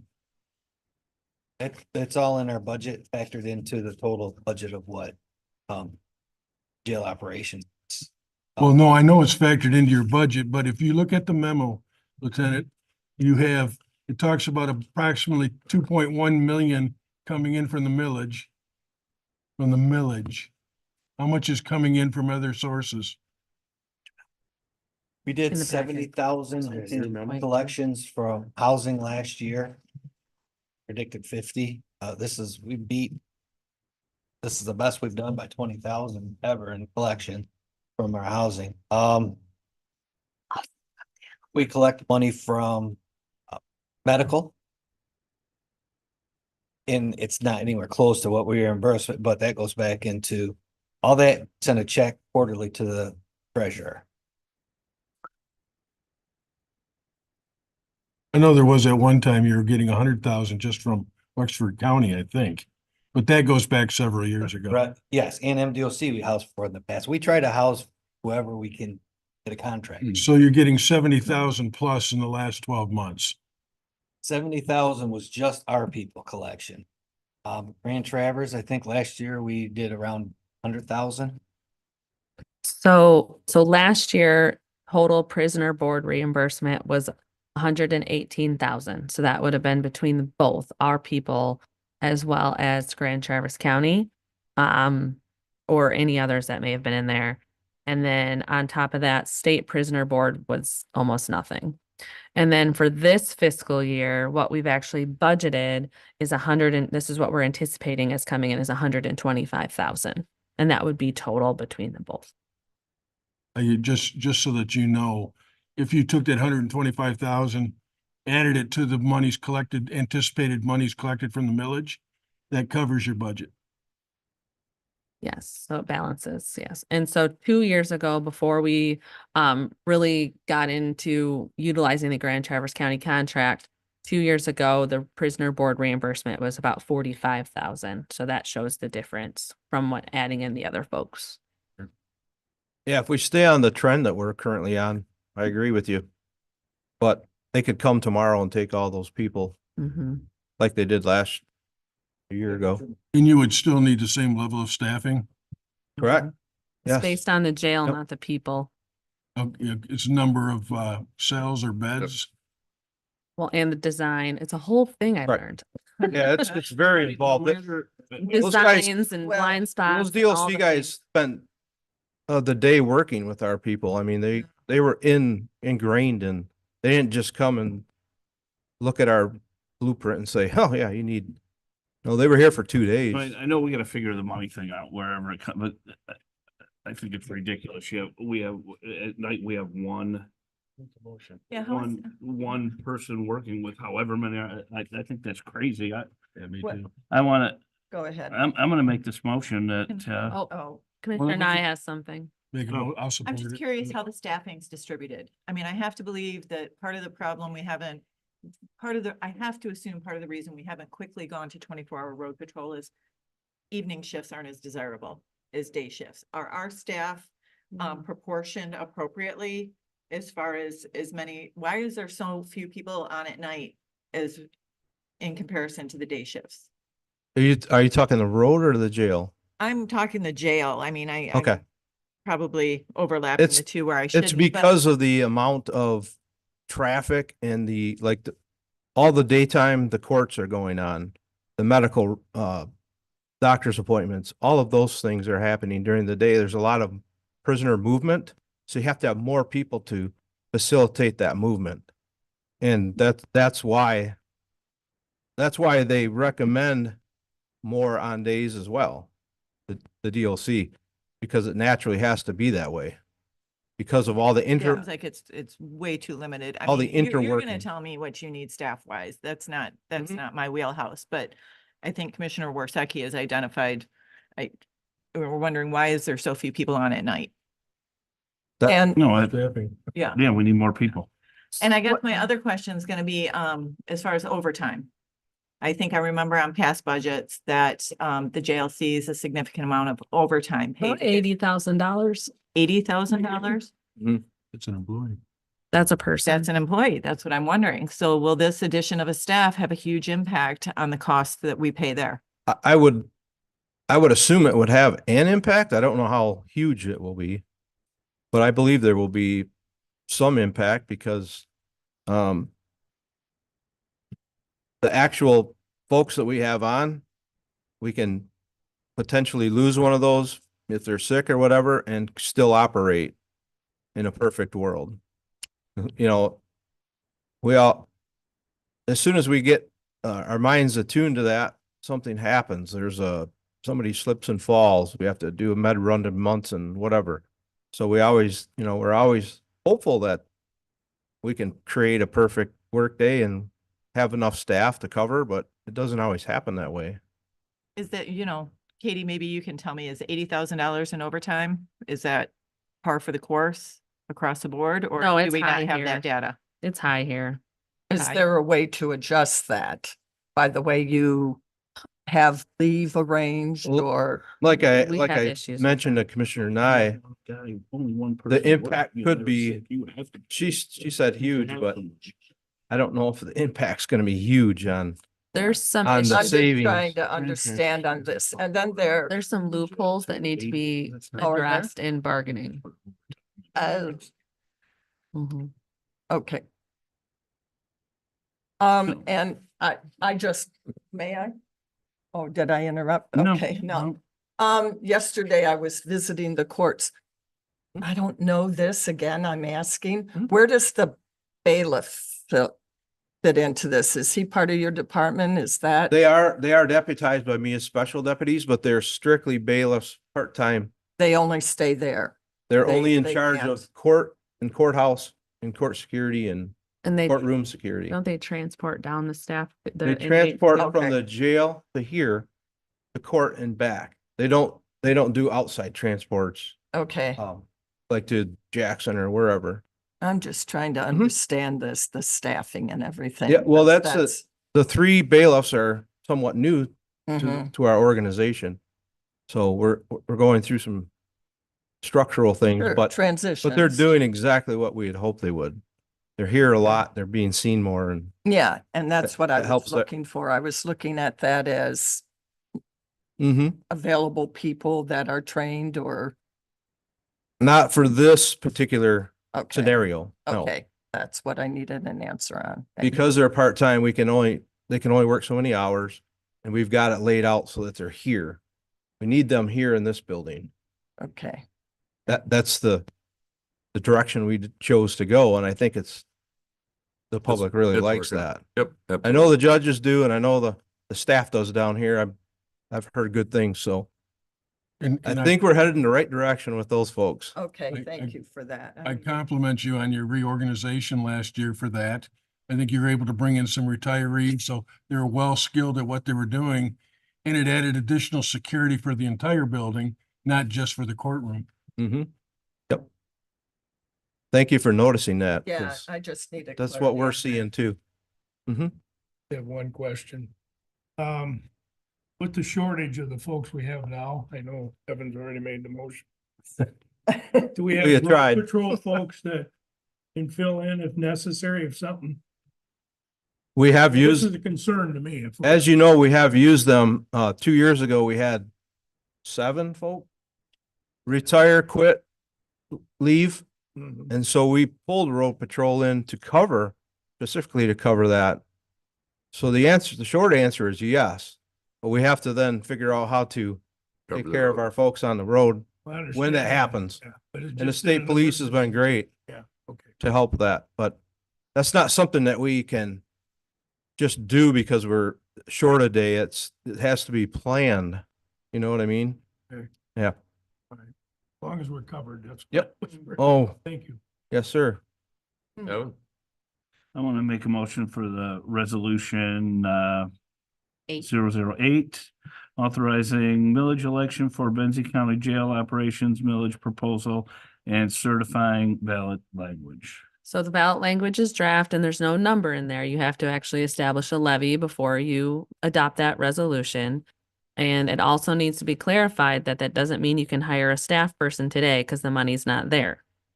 So this would have to coincide with the millage unless this board finds money to allocate to more staff now. I think we need to do more And there has to be, yeah, research on this, right? We need to run some more yeah, because numbers. so I I put agree, the, Rhonda.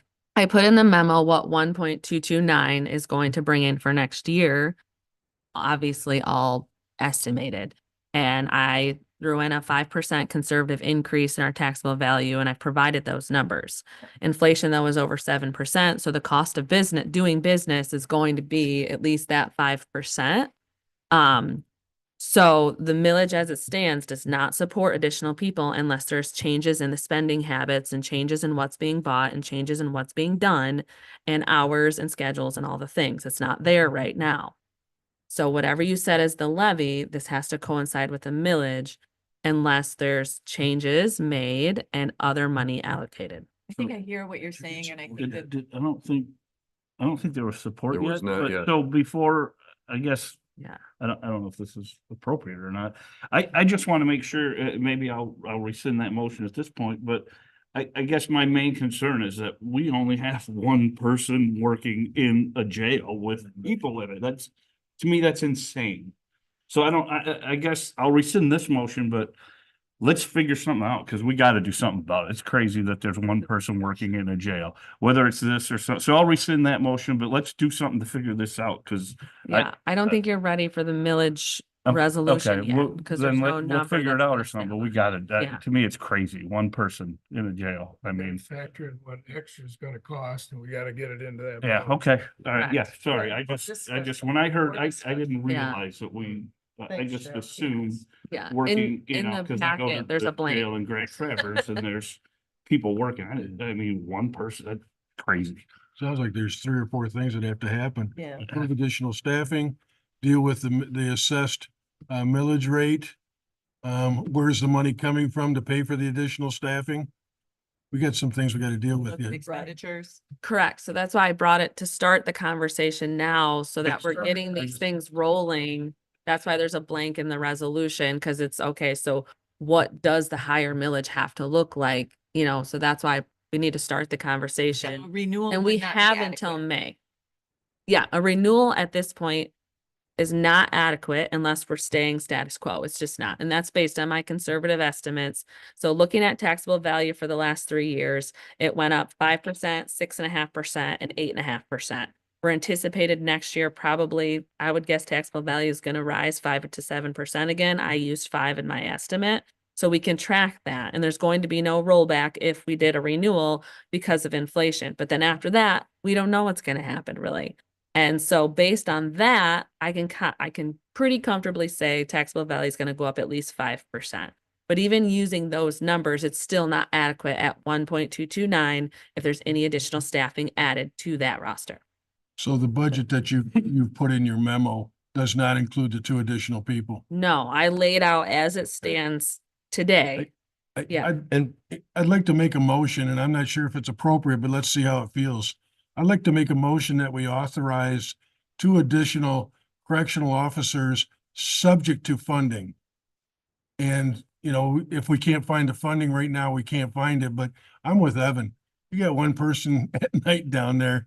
I don't even like 1 person in a patrol car, to be honest with you, but so that's my motion if anybody wants to support it. So Well, we might, yeah, but I- he said, that's why he said Subject to funding. subject to funding. We gotta figure out a way to do it. Or I do believe that as a county and as a sheriff's office, we should try at all costs to stick to what's being told to us by the professionals, what's being directed. Because I know that if we talk to our attorneys and we talk to our insurance people, they're gonna say, absolutely, this is what you should follow. We've been following it for years, and I don't see why we should change that now. So I'm with you, and I appreciate the thought of having to up the ante a little bit. Where that comes from, we'll figure that out. Yeah, I mean, that's what we do, right? We Well, We'll I'd figure agree. things I out. mean, I don't ask people to come in and give me their professional opinion and then just ignore it. You know, it doesn't make any sense. I don't do that in any regard. I may modify it, but I don't ignore that. So we got a motion and support. So Yes, we do.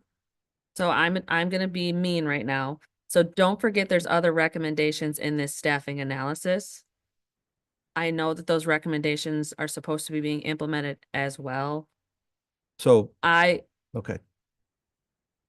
I can answer this. comfortable with 1 to start and then evaluating and maybe adding a second at this point. Because there's other changes that can be implemented to help alleviate that. I spoke with Mr. Abram about some of the things in here. One of the items leading into the 16 is the fact that our staff, we have very large PTO banks. There's a lot of time to account for taking off, which is something I'd like to try to address in the future as well, which then could lower that number. I'd be willing to amend my motion to say up to 2 people. That would be better. Would you support that amendment? Because I don't want to just fly off the handle to the top and then we realize really we only needed 1. And I'm, We the have to PTO remember the- issue, contracted issue that's bargained for. In this year's bargaining. Mhm. We have to remember that when we talk about having folks on nights, there's 2 crews on nights. So when this crew's off, you know that. This crew's off, this one's on. So if we get 1 person to cover that, we're only doing half of what we're supposed to be doing as coverage. We're only gonna have half the coverage that is needed. And when you came in today and gave us this information, were you expecting us to try and understand the situation so we could were you coming to us with a crisis situation that needed to be addressed today? Or were you coming hoping that we would take a look at this, have reasoned conversation, give a little time to look for funding and then come back to the table? Because I feel like this The latter. escalated quickly. The latter, however, I will say that I've stood here before and told you this, that it's coming. And so when I say that, even though we're talking about a millage, dispatch is leaving in a few weeks. How many weeks, Corey? Within a month. So, and this has been something we've seen coming for, I've been talking about this, as far as I know, 10 to 12 years that we've seen this potentially happening. So I'm not in my mind, it's not a dire emergency. But, we need to make some pretty good headway as far as getting this taken care of in a timely manner. I'll leave it at that.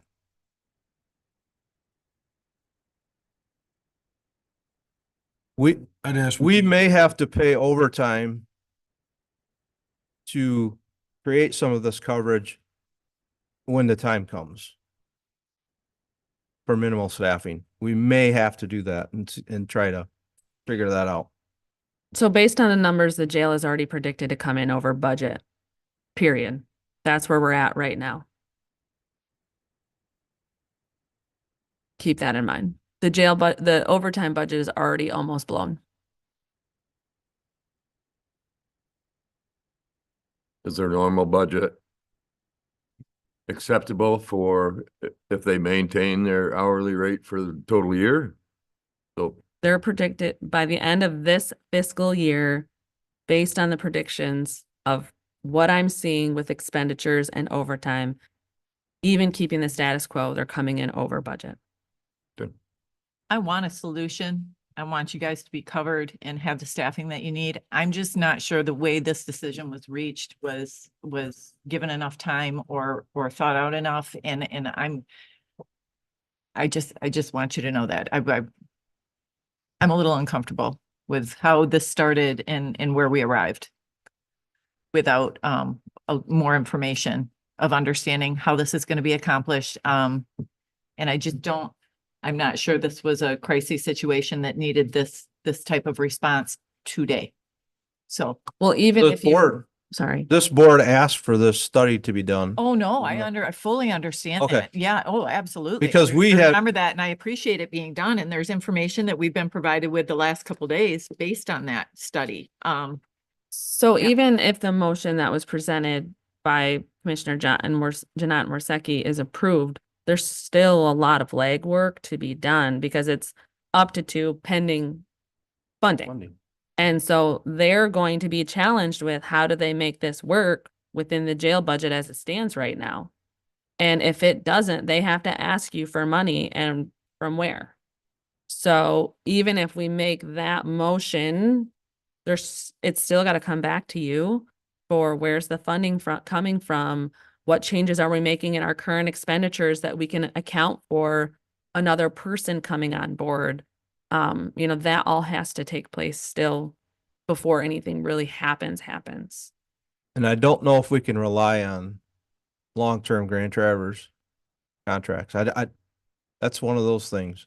We don't know. Understand. Here today, gone tomorrow, or here forever. I don't know. It's based on their needs at any given time. Mhm. So as far as I understand, your motion still stands? It does, up to, it was amended for up to. Motion and support. Is there further discussion? Roll call. Worsakki, Yes. Cunningham, Yes. Janat, Yes. Markey, Yes. Nye, Yes. Roloffs, Yes. Sauer, Yes. motion carried. Thank you for your support. We will figure this out. Thank you, One way or Sheriff. the I other. think you guys have Thank been you, charged Sheriff. with a big task. You know, the voters were really generous and their support Oh, for was sure. unbelievable. They always passing have that been. millage and so grateful as a community for it. So the effort that you all put into making this work will be appreciated. Thanks. Thank you. I believe we're at item B under new business. Correct. Consider authorizing ballot language for the August 24 ballot related to 911 surcharge funds. So every 4 to 5 years, the Board of Commissioners has to put the surcharge back on the actual ballot. Each year you certify the funds, but then every 4 to 5 years, you have to actually put it on the ballot. Based on the timing of when the last one was put on the ballot, I recommend putting it on for this year. However, it's effective a little later so that we're not calling a special election in 2025. So what you have in front of you is the ballot language for August of this year, but it would be effective 2026 through 5 years. Katie, for the benefit of people coming in remotely and the people in the audience, explain where those funds come from. Sure, I'll step in. Corey Ellis, Heard this guy. 911 director here.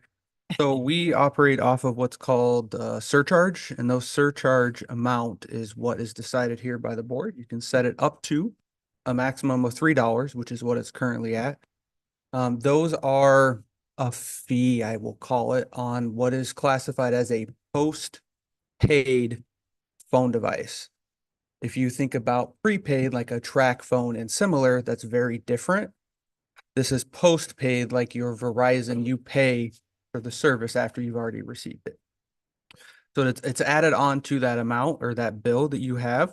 It's shown at the bottom. There's also a state amount, and that's totally separate. That's usually, we see a part of that as revenue sharing is what the state kind of calls it. They do their own math, their own calculations. We have no say in that. They provide that. And then, yeah, that's kind of where it's at. There's loopholes. If we're interested in those conversations, we can talk about them in a different setting, but there are issues that the state's looking at as far as auditing. I've mentioned that in previous meetings. There's no way for us to audit at a county level to know that we're getting paid what we're supposed to. The mechanism isn't there. They don't even know at the state level. Correct. The state's trying to right now, and they're finding out real quick that they're relying on what the vendors are telling them, the big telecommunication companies, if they're providing accurate data or not. I won't make a judgment on that, but we're relying on them to tell us the truth. Corey, am I right that it's based on where that owner of the phone gets their bill sent to? That is correct. That is one of the identified loopholes. So, and I hope one day the state corrects this, but in our community, I suspect maybe nearly half of our residents during the summer, their billing addresses are somewhere besides Benzie County. I'll use myself as an example. I'm on a family plan, get billed to my son. So we're really not collecting enough. We're not getting an equitable share of the collection, in my opinion. I know it has nothing to do with this resolution, but is there any discussion at the state level about that inequitability? Not that I am aware of. And I can also provide another example that maybe builds on that. As everyone's aware of, I'm not a Benzie County resident when I was hired. My phone bill is a family plan. My parents reside in Grand Traverse County. I pay Grand Traverse County surcharge. I live in Kalkaska County. I work in Benzie County. And that's only one example of the loophole of this surcharge. So who gets your $3? Grand Traverse gets $2.54 off of my phone line. So Wexford. I think when, this type of funding has been around for a little while, not nearly as long as like a property tax or things like that nature. It's not as ingrained in society, but I think some of the things that the state's identifying with these loopholes, they're finally realizing the shortfalls that are coming from it. As far as how they fix it, I have no idea, and I've not been informed that they're even working on that. Right now, I know at some recent meetings, fourth quarter last year, there was conversation of the state running into issues with auditing. And so that's kind of where their focus is right now, is to try to figure out where they're missing money from. And my opinion would be, let's look at the loopholes. Let's fix that before we start auditing. Well, my concern is, if I interpreted the memo correctly, is that you see a shortfall in what your funding needs are for your budget in the next few years, which historically we've been able to build a pretty good surplus. And now you're saying we can't. I would certainly volunteer my services to have you and I and Katie sit down with either our senators or our representatives. We need to get explanation as to where this is headed. I would offer some thought too on looking forward at our budget. I wouldn't say that this is new. I think there's been some budgeting issues in the past that were not entirely accurate. And I would say that surplus has come from not having staff. We have had vacancies for a very long time. If we were full, we would be, I believe this year was $146,000 short. Correct. If we were fully staffed. So I wanted to note that is not only have we had quite a few vacancies, anticipated revenue was highly inaccurate. And so the numbers you would see at budgeting were not accurate at all. If you'd have looked at the cash, you'd have seen that those numbers were much inflated. And so the fact, we think we're building this huge surplus, Yes, because there's no staff, we've built some surplus, but revenues were highly inflated in the past. And those never came to fruition as an actual cash. The budget looked good, but the cash was never that great. How many openings do you have right now? Right now we have one. One. And we're anticipating another in April as an employee is given their formal notice of retirement. Mhm. I just want to add one clarifying thing too about Katie's statement. Rebecca really raised the red flag in the beginning of these aren't accurate. Yes. And so I want to be clear on where those budget, the years we're talking about were before Rebecca and before I. So Rebecca started this process of refining things and really looking into what was actually coming in Yes. as revenue. And then, I came in and also started looking at things. I do believe I would stand here in front of you today to say the budget that was presented this last year is pretty accurate as far as what we're really bringing in. We spent a lot of time looking at the actual checks and the actual dollars that came into Benzie County. Mhm. Well, I'm in my 8th year, as a number of us are on this board. And in the year that I came in, there was a big surplus. And in that period of time, of course, we're doing build outs and things of that nature, but that's kind of evaporated. So I hope we do take a deep dive into this. I hear what you're saying, you're understaffed, but that's a big change. And I'm always open to conversation to any discussions that we need to have about it. I want to make sure we're going in the right direction. So I'd like to add that, at the MAC Judiciary and Public Safety Committee meeting yesterday, we did talk about this in depth. They do have some projects going on to rewrite how they're doing the funding for the dispatch centers. The current law expires in 2027. So now would probably be a good time to start working on this. Mhm. I mean, I got some names and people that are on the committee working on this. I could forward that so we can start those conversations. I'd love it if you'd take the lead on it, Tim. I can, will. I mean, I did voice my concern about the tourist destinations and how, like Art said, most of the phone lines in our county, at least in the summertime, aren't from around here, and it does tax our emergency services, Mhm. all public services, actually. Yes, I would offer the thought that some of this change came around too when we see this really big change from landlines, copper phone line coming into a residence. You can't spoof that address. When you have a cell phone, I can say I live in Arizona. It's not hard to prove it.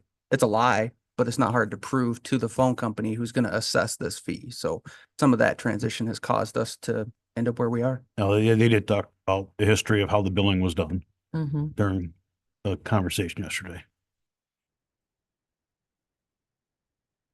Some of that can go the opposite way though, because I know of a fair amount of people that declare this their home of residence because of the property tax.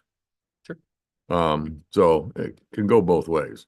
The only thing I'd add to that, Bob, though, is that has little, if they have their bill going somewhere else, and kind of in contrast to what you said, I really think it's the family plans that have screwed a lot of this up, because I may have this as my primary resident, but somebody else is the administrator on the account and they're living somewhere else. Mhm. So that to me is the underlying problem.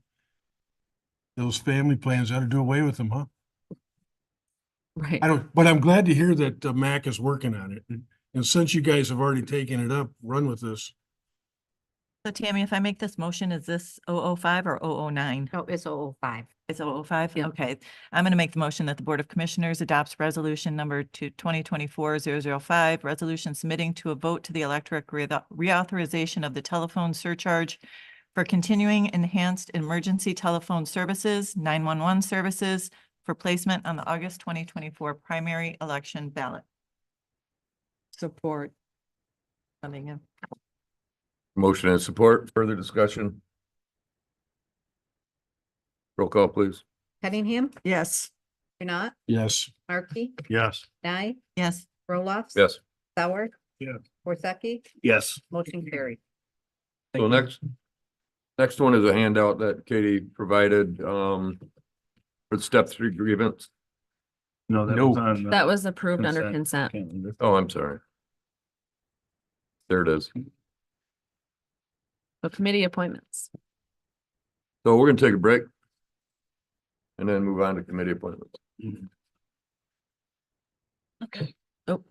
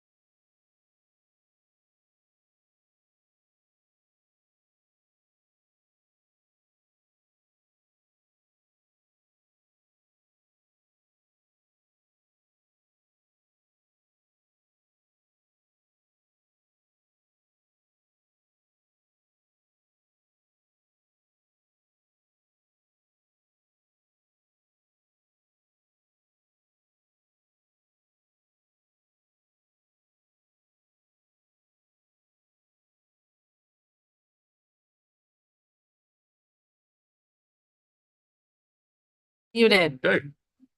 We're back in session. 11:07.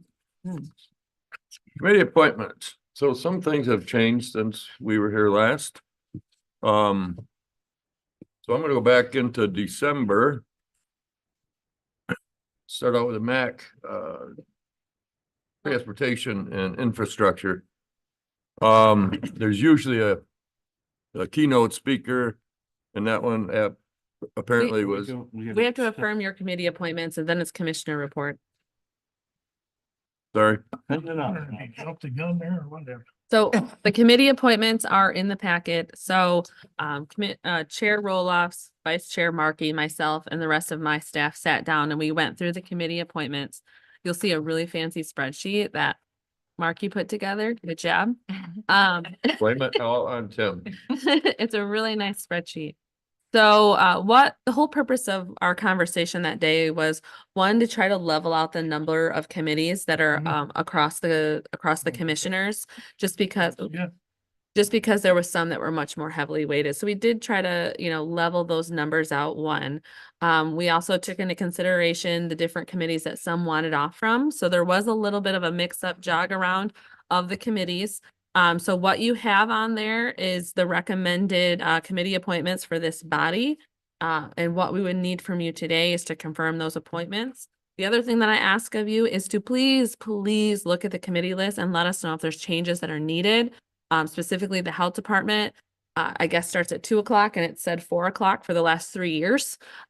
So please look at that and make sure that the dates and times and contacts is correct so that we can update that information going forward as well. It is the EDC at 11 or 9? It's at 9.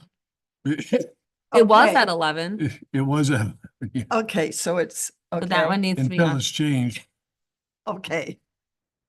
All right. There's some changes on the road commission because we have a new administrator, Okay, let me pull up the Change that, spreadsheet. Troy. Let her catch up. Yeah, let me pull it up. And then Dick Bayer for Airport Authority He's also. not resigning. Yeah, And Networks Northwest. Tim, do you know who's the CEO there now? not Not yet. done that. We're not done with that yet. Still looking. Catching up. So Troy, We're continuing Hines. interviews on All right, I got that one. And then the health department, I Like already going to that meeting. changed to 2. Good guys, good And people then- that sit up. And EDC EDC. at 9. Oh, yeah. So That Hey, you put confused me military time down momentarily. here. Good I for did you. not do military time, I so love I have to count on my military. fingers to figure out where we're at. trouble Is there with any other changes noted specifically on here for dates and times and such so we can get that updated? Yes, please. I will highlight the airport authority for the simple fact that we don't know who's replacing Dick Correct. Bear yet. Correct. And then I'm also going to highlight the land bank authority, Um, since Shelley will be gone in 5-ish weeks. MAC Health and Human Services is 10. Mac Health, okay, health and humans. Okay, perfect. Other than that, it's perfect. So if it's perfect, I'll make a motion that we confirm the commissioner committee appointments. A second. The only thing, it looks like we have to do something with Drain Commission yet. So that one has never met. So do you want it? I can take it off the list. Evan on I this. put Evan on there But Evan, on that- Perfect. because he never goes. So My Evan's work got ethic. perfect. I'll go to one that never meets. Perfect. So yeah, that one, if it is met. Can I get paid then- double for it I then? was just Yeah. gonna say, You get double if you. it's gonna be twice a month to have a drainage commission meeting. I was saying, if it is met, it's at least more than 5 years ago. I don't ever recall him. being So on. it's not one of those that really meets. And Good ju- job, Evan. just for clarification, we still have the latitude to ask another commissioner to go and they'll Go ahead. get paid, right? Sure. Absolutely. Okay. So if for some reason you can't attend, if you find another commissioner to go on your behalf, then they would get that per diem that month. Any more discussion? Okay, there is a motion and support. All those in favor say aye. Aye. Opposed? So moved. Perfect. Now, Commissioner. Anything else? No. Maybe put it- she could get- So the MAC transportation infrastructure, the gal was not able to, so it was only like a 10-minute meeting. Veterans Affairs followed that. Just we're cleaning up some household things. Of course, Board of Commissioners on the 12th. Area Agency on Aging's Corporate Compliance Committee is something that's kind of new to me. But they do have some pretty stringent structure that they need to follow, so that committee met on the 18th.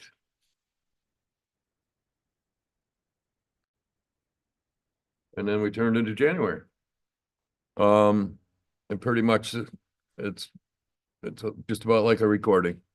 So if anybody has any questions, I'd be happy to answer them.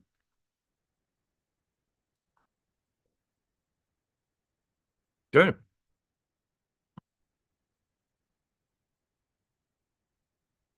Move on to Art. So you have the report in the packet. So with your permission, I'm just going to highlight a couple of things. Under the Maples, when I attended that meeting for Gary, the thing that I took away from it, and it was touched on a little bit here today, is that they're staying in compliance, but they're still looking, they've now made a commitment to look at bedding, I'll call it bedding, Benzie County residents. And we've talked about that at length over the last several years, how we pay taxes here, but we might not be able to get in. So I want to applaud them for that. That's a concerted effort that they're making. And it's a balancing act, as Don will tell you, because legally they really can't be selective, if I remember that right, because of Medicare and Medicaid. It's a good job.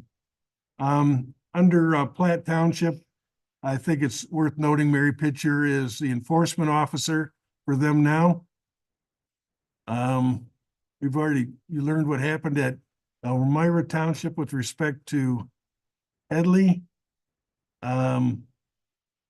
The Northern Michigan Community Action Agency, this was my first meeting as the chair, and I'm looking forward to working with that group. I joke with them because I see it really more as a ceremonial position than I do it being directive, but I look forward to working with them. You should know, and I'd like to somehow to get this out to the public, that their tax program that's underway right now in Benzie County can be accessed through Bacon and through Benzie Senior Resources. And it's a free service. It's a lot of people know about it already, but somehow we need to get that out there. And I'm working with the agency to maybe get an article in the paper. Is that just for seniors or is it? No, actually, they'll do anybody's. Okay. But it has to be personal taxes. Dan Bershecki was elected chair at the EDC. Betsy Evans was elected vice chair. Katie Zeitz was elected secretary. And are you going to do a report on this? No, go. You started. Well, I was gonna speed through it, but anyway, we're updated up broadband efforts where I believe you had a memo in your file. We were able to talk to Mitch Shapiro about the digital equity initiative, and maybe during your administrative report, you'll bring people up to speed on that. And at the request of Commissioner Markey and Chip Johnson, I arranged a discussion with Representative Roth regarding the healthcare bill. And Tim, I'll expect that you'll elaborate on that. And at Dick Taylor's request, I did get him hooked up with Representative Roth on that also, because they need an extension on that grant. It appeared as if that was kind of just an administrative issue. And we were encouraged to maybe ask for some additional money to help fill that funding gap. So we'll see what happens with that. Otherwise, I'll let my report stand as filed. Any questions? Move on to Karen. Thank you. My report is written and on the file, so I'm going to highlight a couple things here. Frankfurt City Council meeting, MISHDA workshop. I went to that, and the Frankfurt housing efforts were very happy that they are really being held up and used as an example. So that's good for Benzie for that to be in the forefront there. Down in the community section, I just want to annotate I'm going to the listening session for NMC, talking about reciprocity and getting the input. I selected going to that one because I went to a beginning one to hear where they started. And now the president is supposed to be coming back with this is what you've told me. And then presenting that, and that's at Bacon today, so. That's from NMC. Mhm. So you'll want to note that NMC pulled their representative from one of the recent Veterans Affairs committees. Oh, they did. Hmm. Just food for thought. Okay, I'm going there at 3, so I'll figure out a few things there. City of Frankfurt and had a Mishta workshop, like I said. Mayor Halwerda and Superintendent Josh Mills provided a housing update.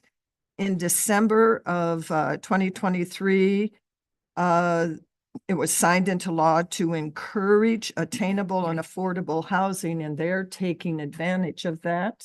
And like Rhonda or Art, somebody at that end of the table so noted that 0% interest on the pilot that they have built. So Frankfurt wrote a resolution using those laws, and like I said, leveraging that. So we're doing great things here in Benzie. I'm very happy with it. So, and on Main Street and city-owned properties, so that's where they're leveraging. Attending guest, this was a good flower in our hats, is Amy Hovey was there, and she was the chief is the chief executive officer for Mishta. She was there, and then their finance person. So it was very, very well attended. Afterwards, they had organized through our wonderful Benzie bus, had a bus available that took them around to the places in the city proper and the ones that are being built. The foundations there on Main Street got in when we had that green December still. We were out mowing our lawns. They were able to get that in, and walls and things are going up now. So we're doing good things and leveraging the right things. Nice. Very proud of this community. What time is the NMC meeting at Bacon? 1500, that would be 3 p.m. Okay, Darren, a comment about that and then a question. yes, I think that's a continuation of the listening sessions. I correct. don't think that they're ready to give a summary of what they're learning yet. That's what he told me. They were going to give the information that they've learned thus far. Okay, Maybe not their actions, but what they've learned. You've told me this. That was the way I interpret it when I spoke. and you've been to one of the listening sessions, Yes, correct? yes. I'm not gonna put you on the spot by asking your opinion, but can you give me, I've attended also. Mhm. Can you give me a feel for what the attendance was and what the general response was?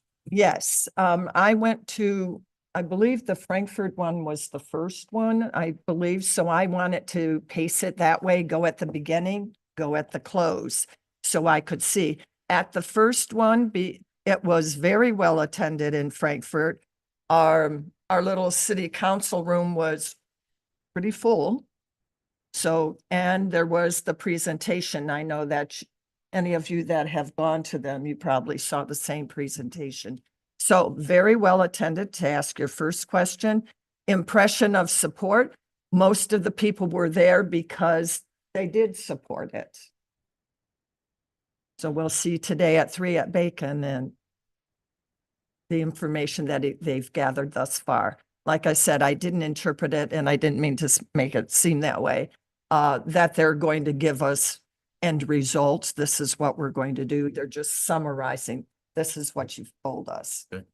So I'm looking forward to it. All right, So I might see you there. thank you. Thank you. Any Brenda? other questions? I thought there was one tonight and, There is at Weldon. Yeah, It's it's- at 18:30. yeah, Yeah, that's the one. okay. That's 6:30. I had to count on my 6:30.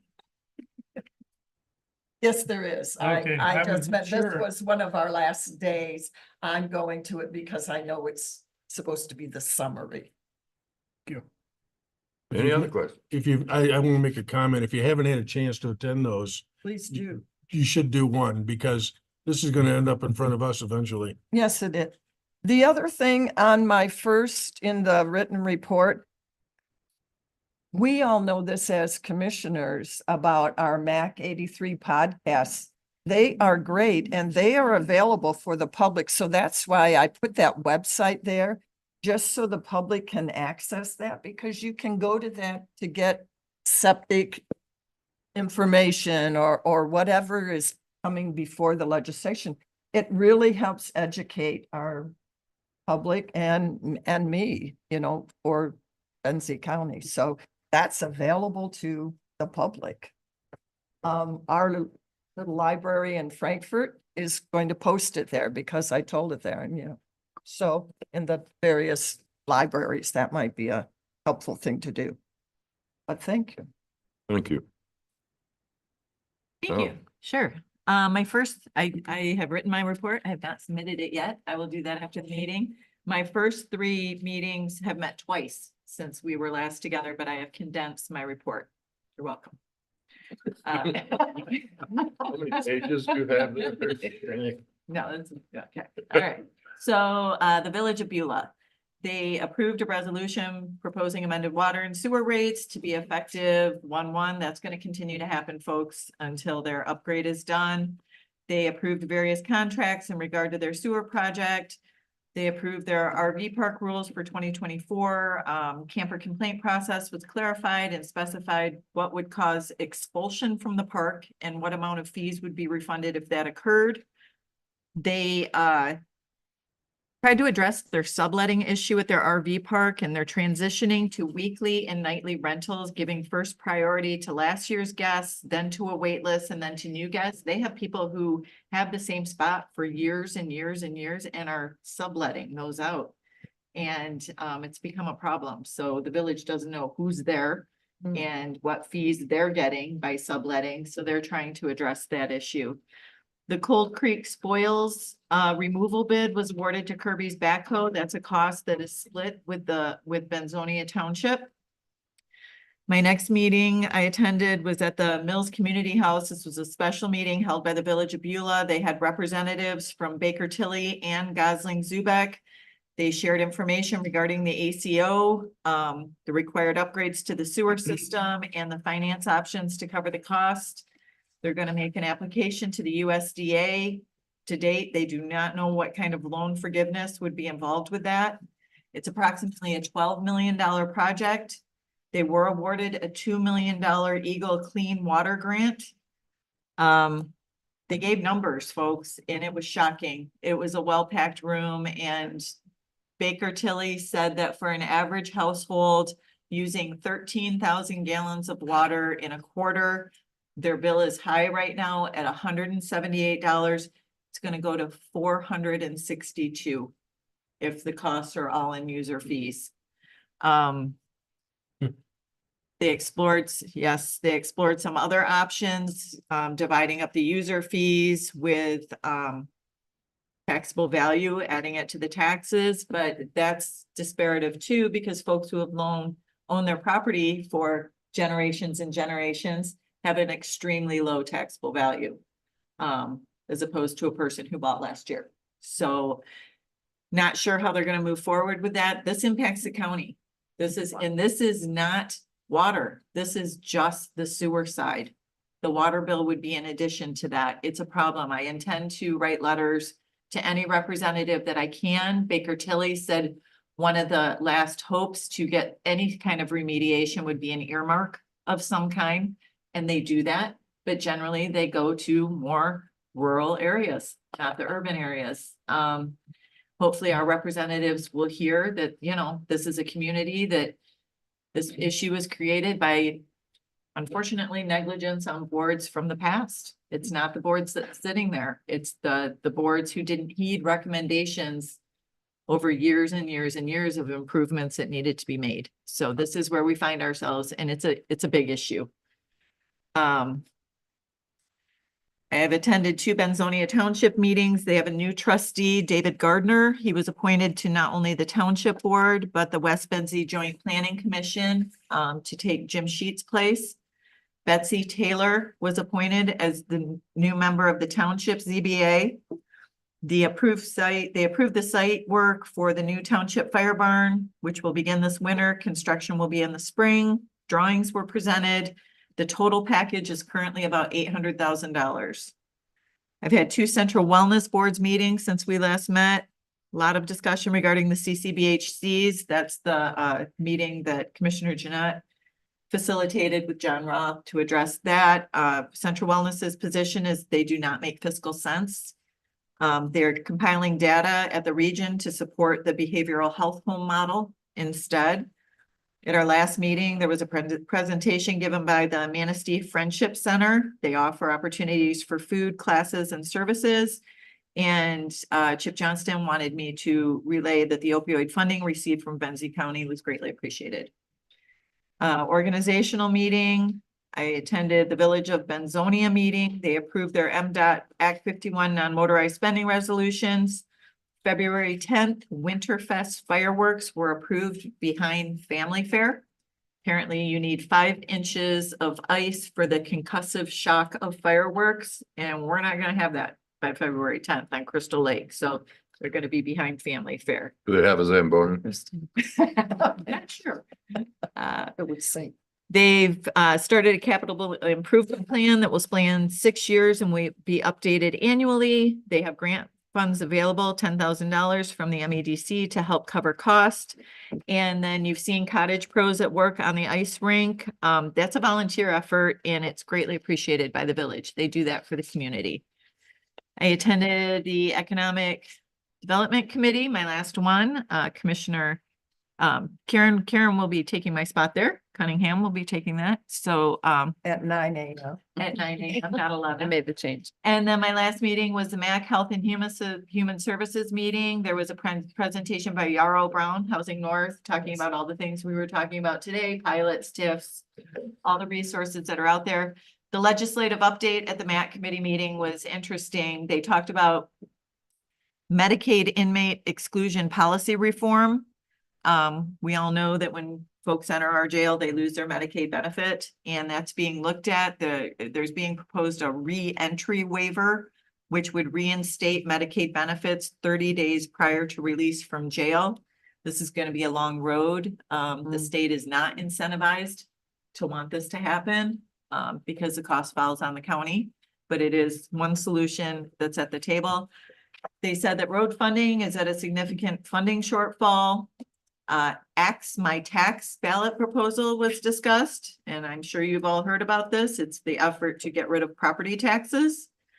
Sounds as though the ballot language will be approved, and if it is, they will need 380 signatures to move forward. 380,000. 380,000. Yeah, there's a K after that. Sorry about Yeah. that. Thank you. Important clarification.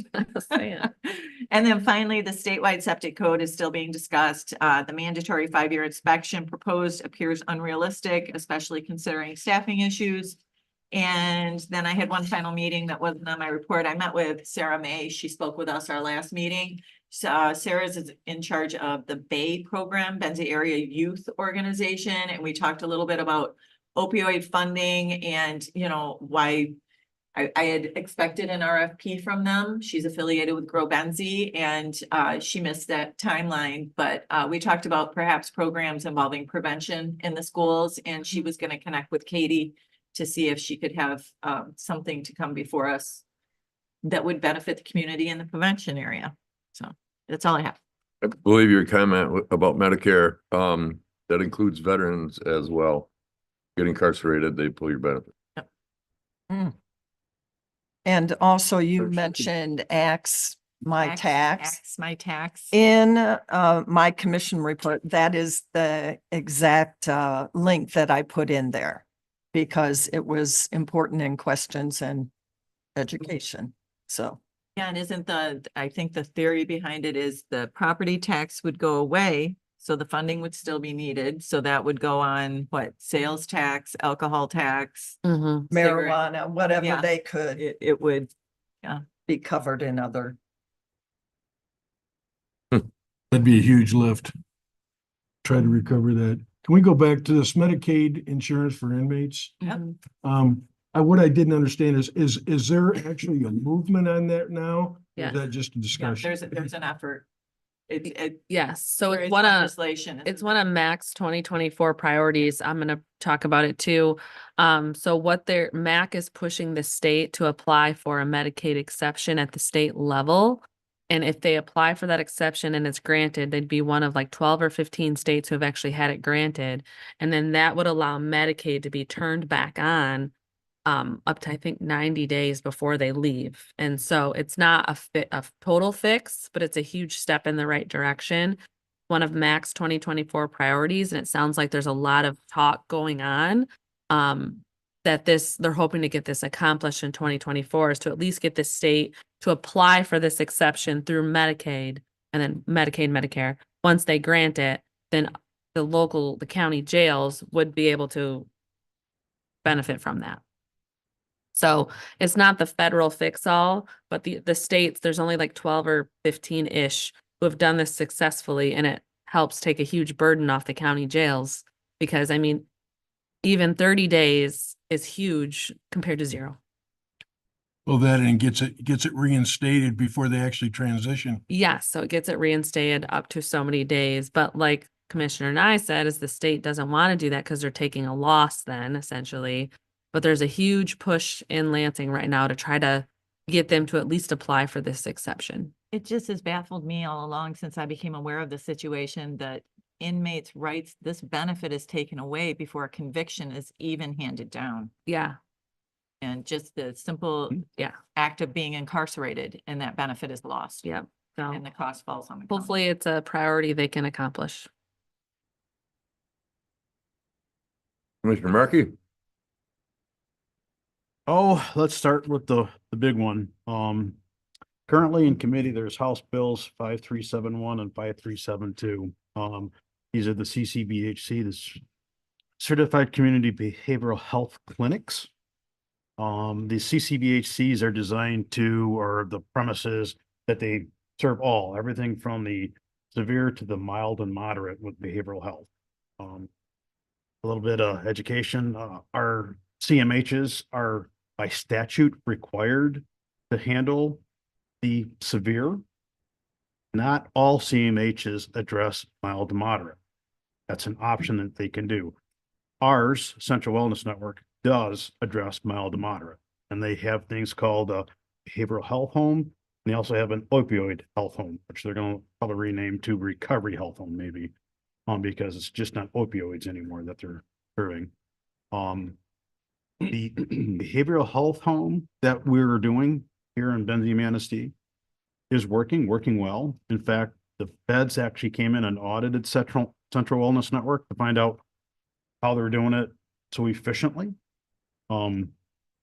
which was kind of a good thing. But getting back to the House bills that I was talking about,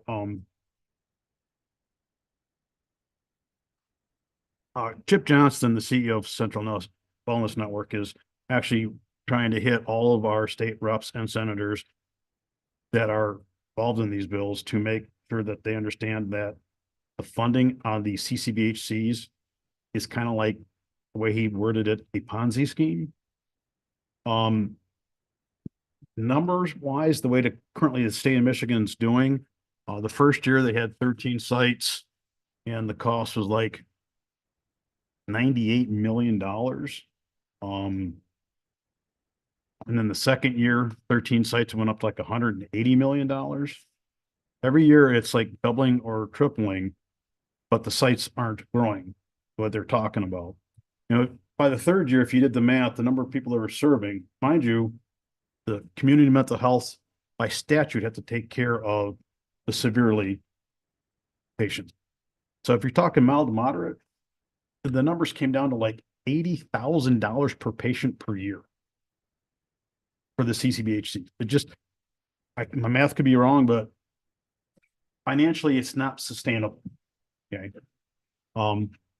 The way these bills are worded, it's going to take away the ability in the future to change it. It's going to be completely based on what the feds say. And we're not going to be able to question or challenge anything. If they change their rules, we're going to have to follow along. So in Chip's opinion, it's very bad for Michigan. And so at his request, I kind of set up a meeting with Senator John Bumstead to begin with. Now these are House bills and, Senator Bumstead is on the Senate side. So, but we wanted to make sure that if somehow it does get past the House, that we have things going in place in the Senate to kill it before it goes any further, right?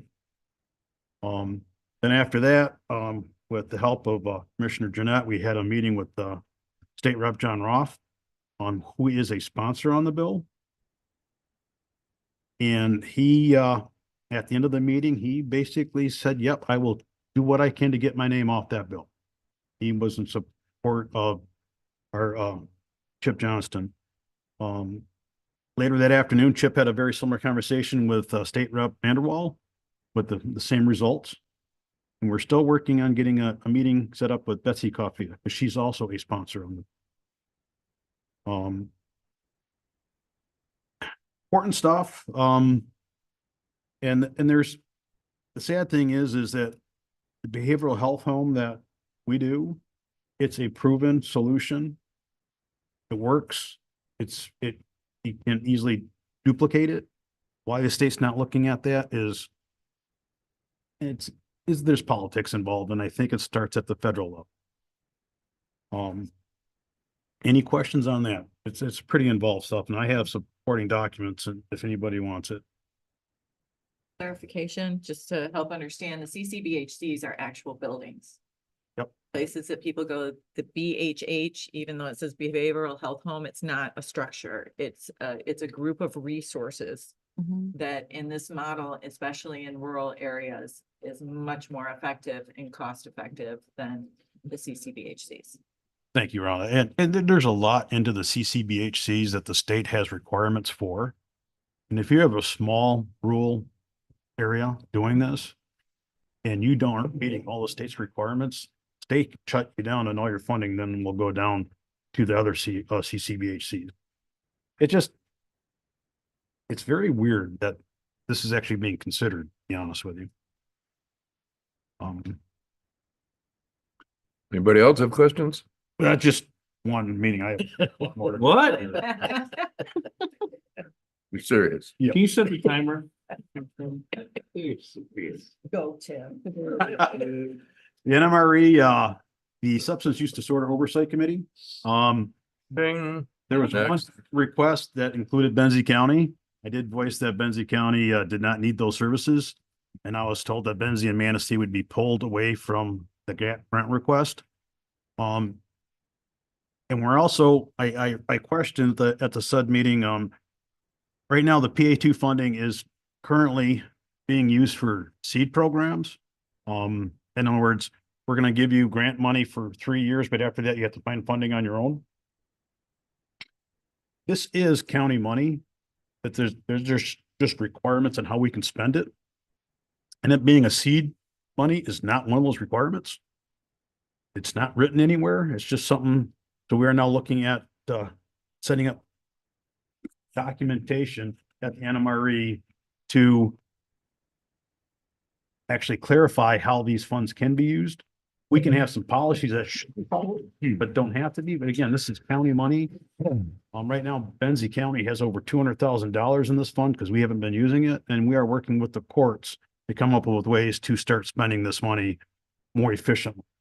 Right now, Catholic Human Services and Central Wellness do a fantastic job with a lot of the things that SUD money could be used for. And so when we have these requests from other counties saying, we want to do a regional solution, we'll take your money. Yeah, it's going to be in Gaylord. How many of our people are going to be going to Gaylord for the support? So, working on that. I'll try to speed it up. Homestead Township, they moved to a consent agenda, which does help to appear to move their meeting along, which is nice. They did pass the 425 agreement with the Village of Honor, intergovernmental agreement, which gives them the Village of Honor to extend its sewer system to accommodate a new retail business that's just outside the village limits. Fun fact, looks like a new Dollar General is going in across the road from the Homestead Township Hall. They We had, need more of those. yeah. DG Markets, come on. They were having issues with the installation of a new electronic sign that's going in front of the township hall. Has to do with concrete and weather. That's probably gonna be pushed back to the spring. Central Wellness Network Board, the last one. Rhonda did a great job covering. I just want to add one thing. Looks like Northern Lakes Community Mental Health, their issues are a little bit maybe deeper than they thought. They're probably gonna be going into a very detailed audit instead of the cursory audit. We heard like a forensic Forensic audit. financial audit. Oh, wow. Those are uncomfortable. Well, that's just, Usually. I think we're very fortunate with our community mental health that we currently have today for Benzie Manistee. Village of Honor, business as usual. Networks Northwest, somehow I got put on the CEO interview committee. We hired an outside consulting firm to help with that process. And he brought us 10 candidates out of like a couple, like over 100 that applied. We narrowed that down to 4. We did the interviews on the day of the snowstorm started, which was a lot of fun. We got it narrowed down to 2, and we're gonna do follow-up interviews this Friday. Friends of Point Betsy Lighthouse board meeting. That was my first Lighthouse meeting. It lasted for 2.5 hours. Lots of fun. They're putting some quality controls into place to safeguard bill paying, deposits, and other financials. I didn't know this, but they rent the Lighthouse apartment out like Airbnb, which is kind of nice. And it's usually booked. And Surprised. oh yeah, and they are working on a process to find a new director of operations. Yes. And the MAC Judiciary and Public Safety Committee. We gotta try to be quick. We already talked about the 911 funding. That was a big portion of our discussion on Monday.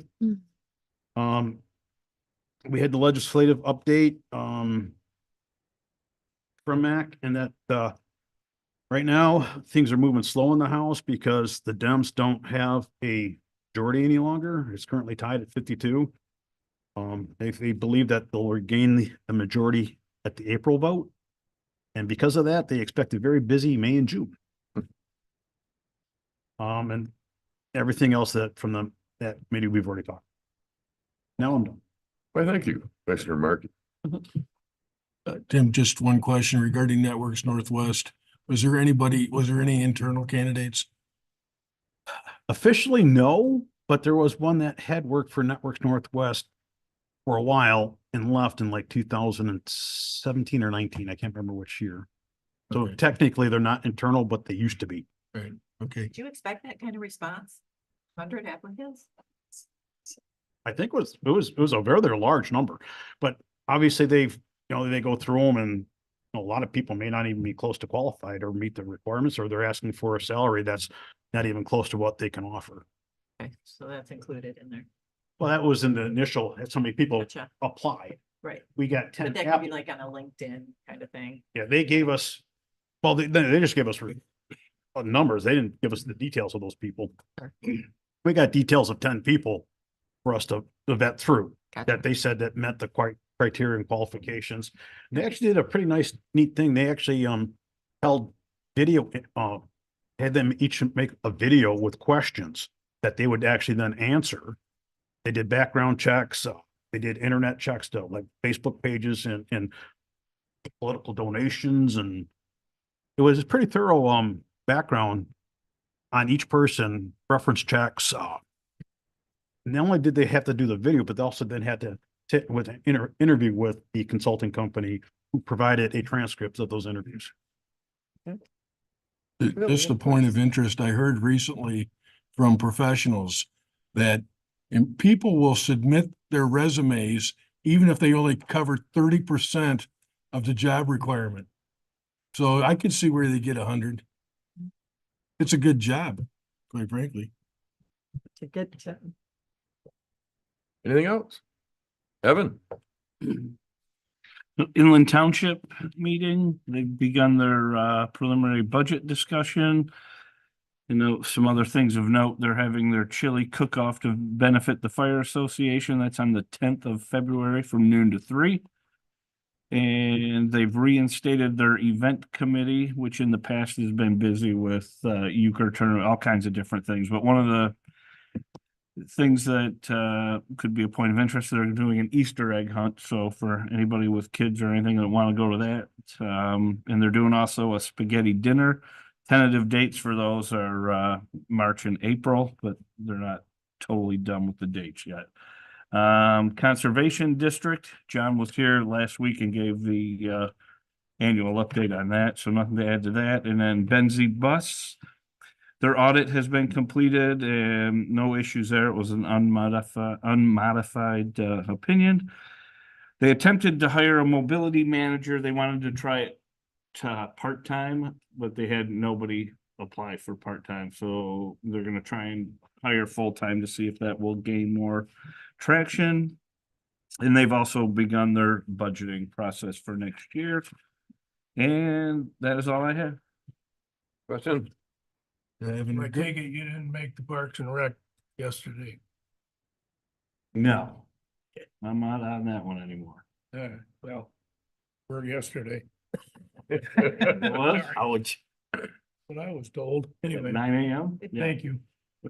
And regarding the Transportation Authority and their budgeting process. I've been in conversations where it sounds like they're gonna be asking for an increase in their millage. Do you know anything about that? They have a millage committee, but we didn't go over it yet, so. I got a phone call, just for the record.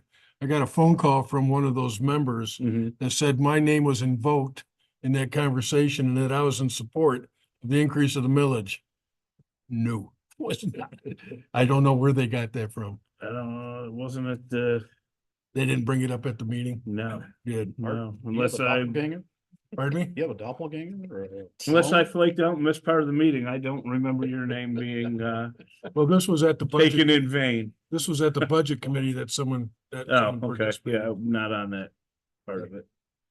Well, I'd be interested as it progresses, what's going on and where they're Roger that, I going with it. will, Cause I think they're thinking about taking it from it's currently at 0.4 to 1 full mill or something like that. Anything else for Evan? Gary? up to the voters. Once again, thanks to Art for attending the Maples meeting for me. The schedule and doctor's appointments getting the best of me. So anyway, I appreciate that. Iron Man. No changes. One of the village council members was really impressed as how the village is always cleaner after they leave than it was when they started. So this is their last year, my understanding, so they're always happy with it. The Platte River School, I see the dumpsters are there. I really wish they'd let us come watch the Bearcat, but whatever. We could sell tickets. I don't know. When are they scheduled for demolition?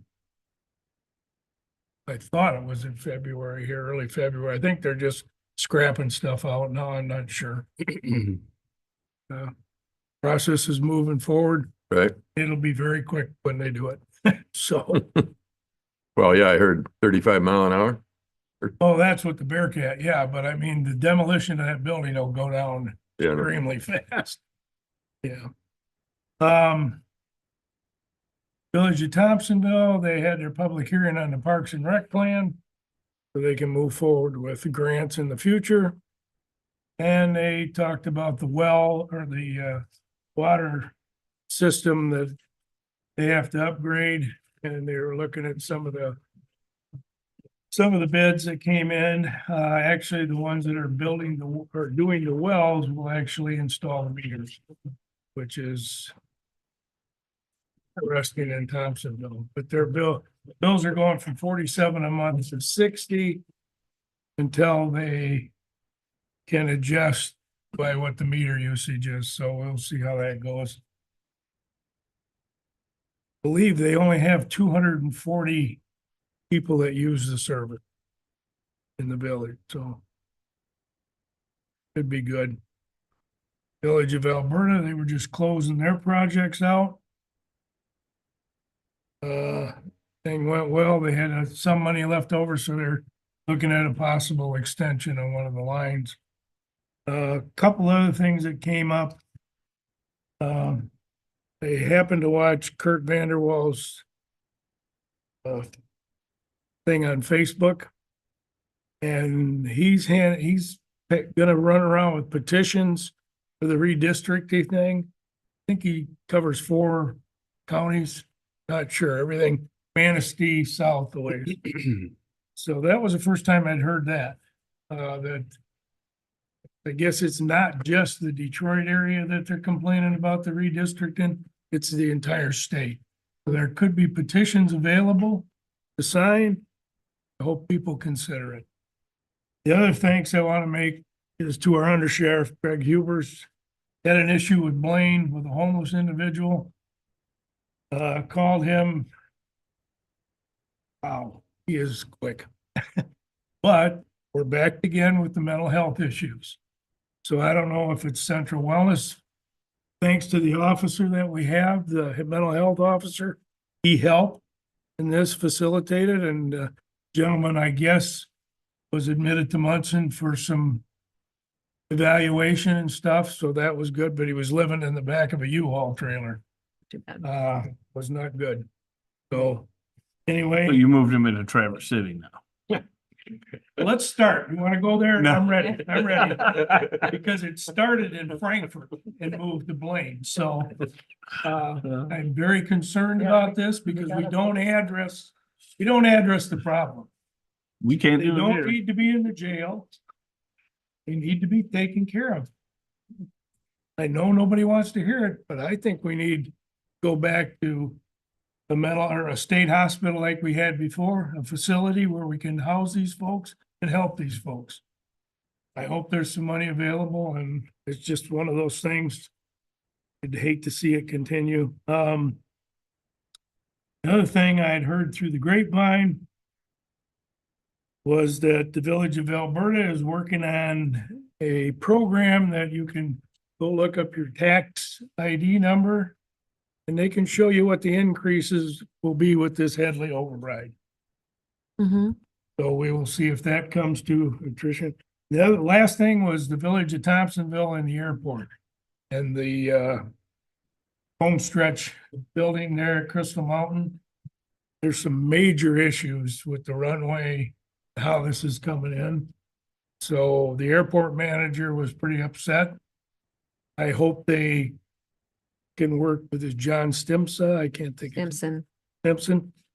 and the FAA and whatever, MDOT, whoever handles the airport, to get this cleared up before they start approving the project. So, just one of those things.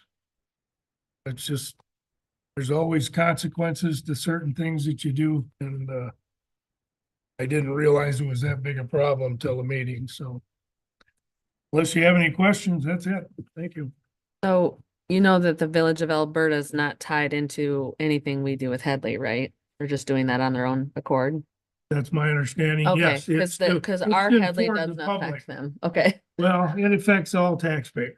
Well, it affects townships, but They the don't village. get any money out of this. Correct. But all taxpayers in the community town. did. Yes, Yeah, yes, In the yes. entire county, so, I just wanted to make sure that the village wasn't confused, that they were yeah, I don't, specifically tied in as the village. Township wise, yes, but the village is separate. I just gotta give them credit for making the effort. So there's actually a lot of communities who put that on their website, and you can go in and do the tax estimate.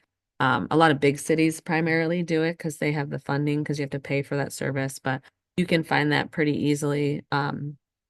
City of Rockford, Rochester, a lot of those have that calculator right on their website for their taxpayers. I think it's a Great good tool. idea. Yeah. If you're Do it. considering, millage Yeah. increases, or how is this gonna impact Yep. my bill?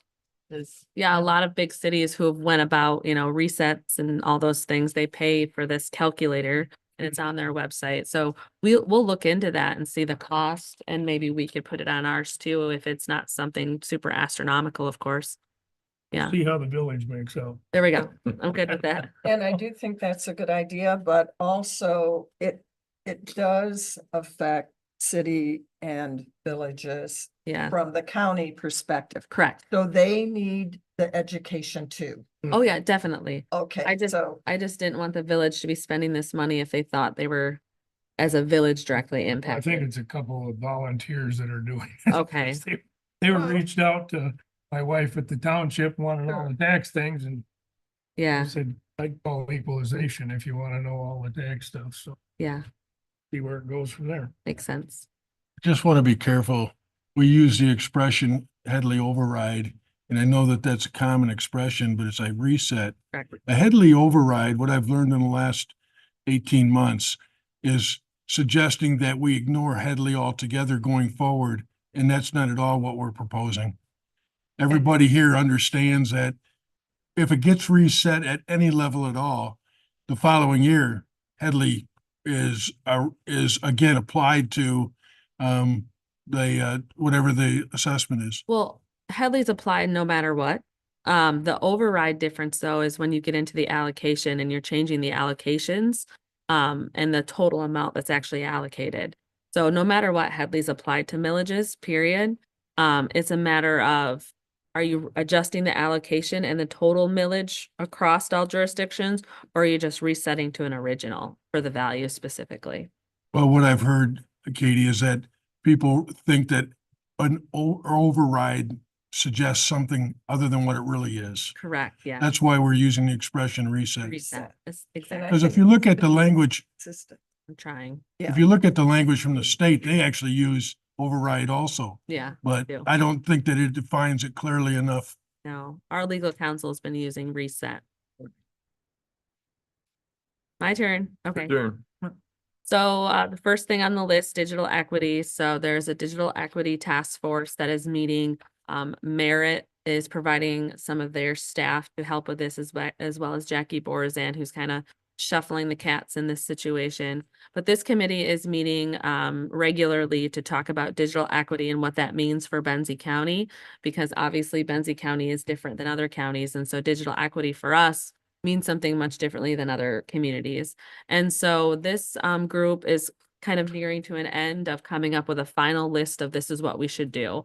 And so this group is going to put together kind of a suggested trailway for the county to say, this is how we impact digital equity here in Benzie County. So they're going to have options for us as to, this will address, the fact that people don't know how to use the internet. This will address how do people gain access and those sorts of things, because one thing is providing the service, it's another thing to use the service. There's also a lot of funding coming down from the state and federal level that's actually specific to digital equity and not specific to infrastructure. And so we want to have an opportunity to maybe tap into those funds to do these educational type things for our community.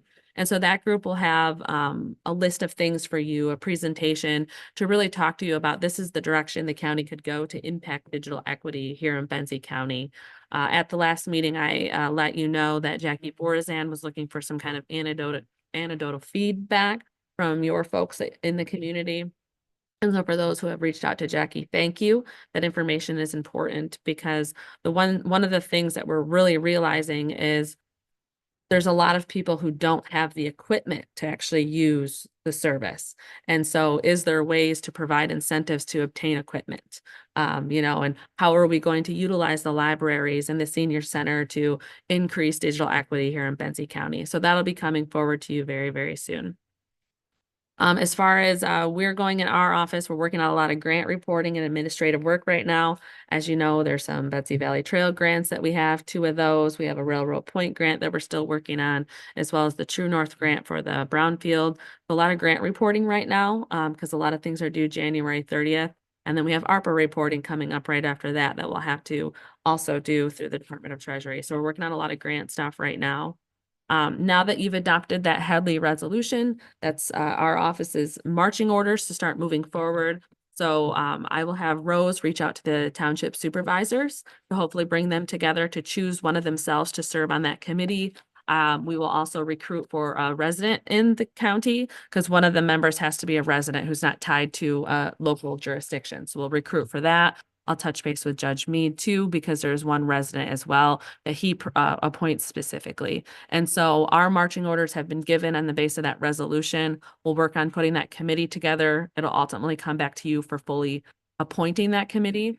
And then once that committee is fully appointed, they have 10 days to sit down and meet. So once we get the committee there, it kind of moves a little quickly for a minute right after that. So we'll work on that. Things to just look out for 2024. We do have to consider the EMS millage as well as the Commission on Aging millage this year, in addition to the jail and the 911 surcharge. So those will be coming up on future agendas. I am anticipating a November election for those two, whereas the other ones I'm anticipating an August election. So those will be coming forward. Also, we'll be bringing ARPA back on the agenda. There's still a little bit of money there that we have not allocated or committed. And as you know, per the guidelines from the feds, that has to all be committed by the end of this year, calendar year. So we want to get those committed on paper so that we're following all those rules of the final rule. So that'll be coming back. And I also know that there is a request coming from the schools for that funding related to childcare specifically. As far as the materials management planning goes, I have been meeting with Grand Traverse County and Leelanau County. So is Jesse talking about regionalizing for that plan. They're supposed to have called for the plan update. And so here soon, probably end of February, March, you'll be receiving a request to pen a letter that specifically says to the state, we're going to regionalize our plan. And then we'll be able to get the funding and put all that stuff together there. In the conversations, obviously Grand Traverse County, who has a much larger staff and resources than we do, they've offered to really facilitate the money part of this whole process because, as you know, there's grant funding coming through the state of Michigan. And for these first 3 years, on top of the grant funding, there's also per participant fees being given to the counties as well. So for every resident, we'll get a certain amount of money as well on top of that 70,000 per county. And so Grand Traverse County has offered to really do that financial piece for us, which I was very thankful for. Parole and probation expansion kickoff meeting is this Wednesday. So very exciting. They're going to be in there and starting to do loud things probably here very soon. We have connected with both of the courts to ensure that anything that's too loud is done on non-court days so that we're not interrupting court to the best of our ability. But this Wednesday is our kickoff meeting, so we should anticipate that remodel starting shortly thereafter. Speaking of NMC, I'm actually meeting with NMC today before the 3 o'clock. They wanted to meet with me individually to talk about things. And so I will give feedback on that at the next meeting. So that's today at 1:30. Also coming up on a future agenda is more opioid requests. We still have some funding sitting there. I received a request from Elmira Fire EMS for some training dollars. And then I've also been working with Suzanne Mall, our school resource officer, on coming up with a speaker specifically for the schools that's related to opioid and prevention and such things like that. So those presentations will be coming up pretty soon for you guys to consider. And the last thing that was on my list was the Medicaid inmate exclusion. We already talked about that. And then as far as redistricting goes, that's at the U.S. Supreme Court right now. And I know there's been a lot of back and forth with the Michigan Redistricting Commission and others trying to like stop the U.S. Supreme Court. And it's at the Supreme Court right now. As far as the state Supreme Court? No, it's at the U.S. Supreme Court right now for the redistricting that has been brought all the way up to there. Yeah. So that's, I get like legal updates every couple days. And so that's at the U.S. Supreme Court level. The Michigan redistricting is pleading with them to basically put a stay, but so far nothing has changed as far as their Supreme Court is still moving forward with their discussions and decisions. Okay. So that's all I have unless there's questions. And about how much ARPA money do we have? Is it 30? It's 30-ish. Ish. It's right That's around what I 30. remember. Yeah. Okay. Is that the opioid dollars you're talking about? No, the ARPA dollars. That's ARPA. about 30 is what we haven't committed officially yet. How about opioid? Opioid dollars, let me think. It was like 26 the last time we talked about it. Yeah, 24, 26. We should be getting another payment here fairly soon. So that'll go up again. Okay. So talking about the Headley reset that you touched on, the member who is not officially connected with or employed by any local or county unit who shall be selected by the Board of County Commissioners. Correct. When will we make that decision? When we had been in conversations before, a name was offered Mhm. and there was a consensus that that would have been a good candidate. And I don't know if we would all still be on the same page, but when would you need that by? So I would like to follow our normal appointment process and do an official recruitment. This is a pretty big topic to just cherry pick somebody, in my opinion.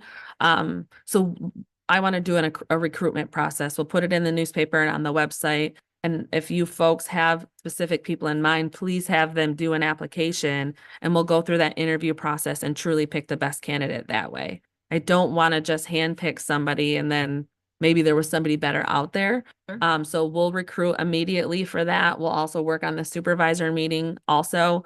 And we'll touch base with Judge Mead about his person because he gets to solely appoint somebody as well. And so I told Rose maybe mid-February, trying to get the supervisors together. So hopefully in that meantime, maybe that last meeting in February, maybe we'll have enough names and things done that we can do the official appointment at the end of February.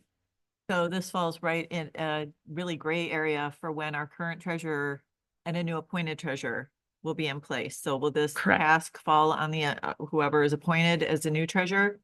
Yeah, so Okay. given, we'll look at the timing of all of that as well. Because it's of that 10-day mark. And so, and we should, so the statutorily appointed committee who appoints the treasurer, they've posted for the treasurer position. It'll be posted through the end of January. I would anticipate a selection 7 to 10 days after that.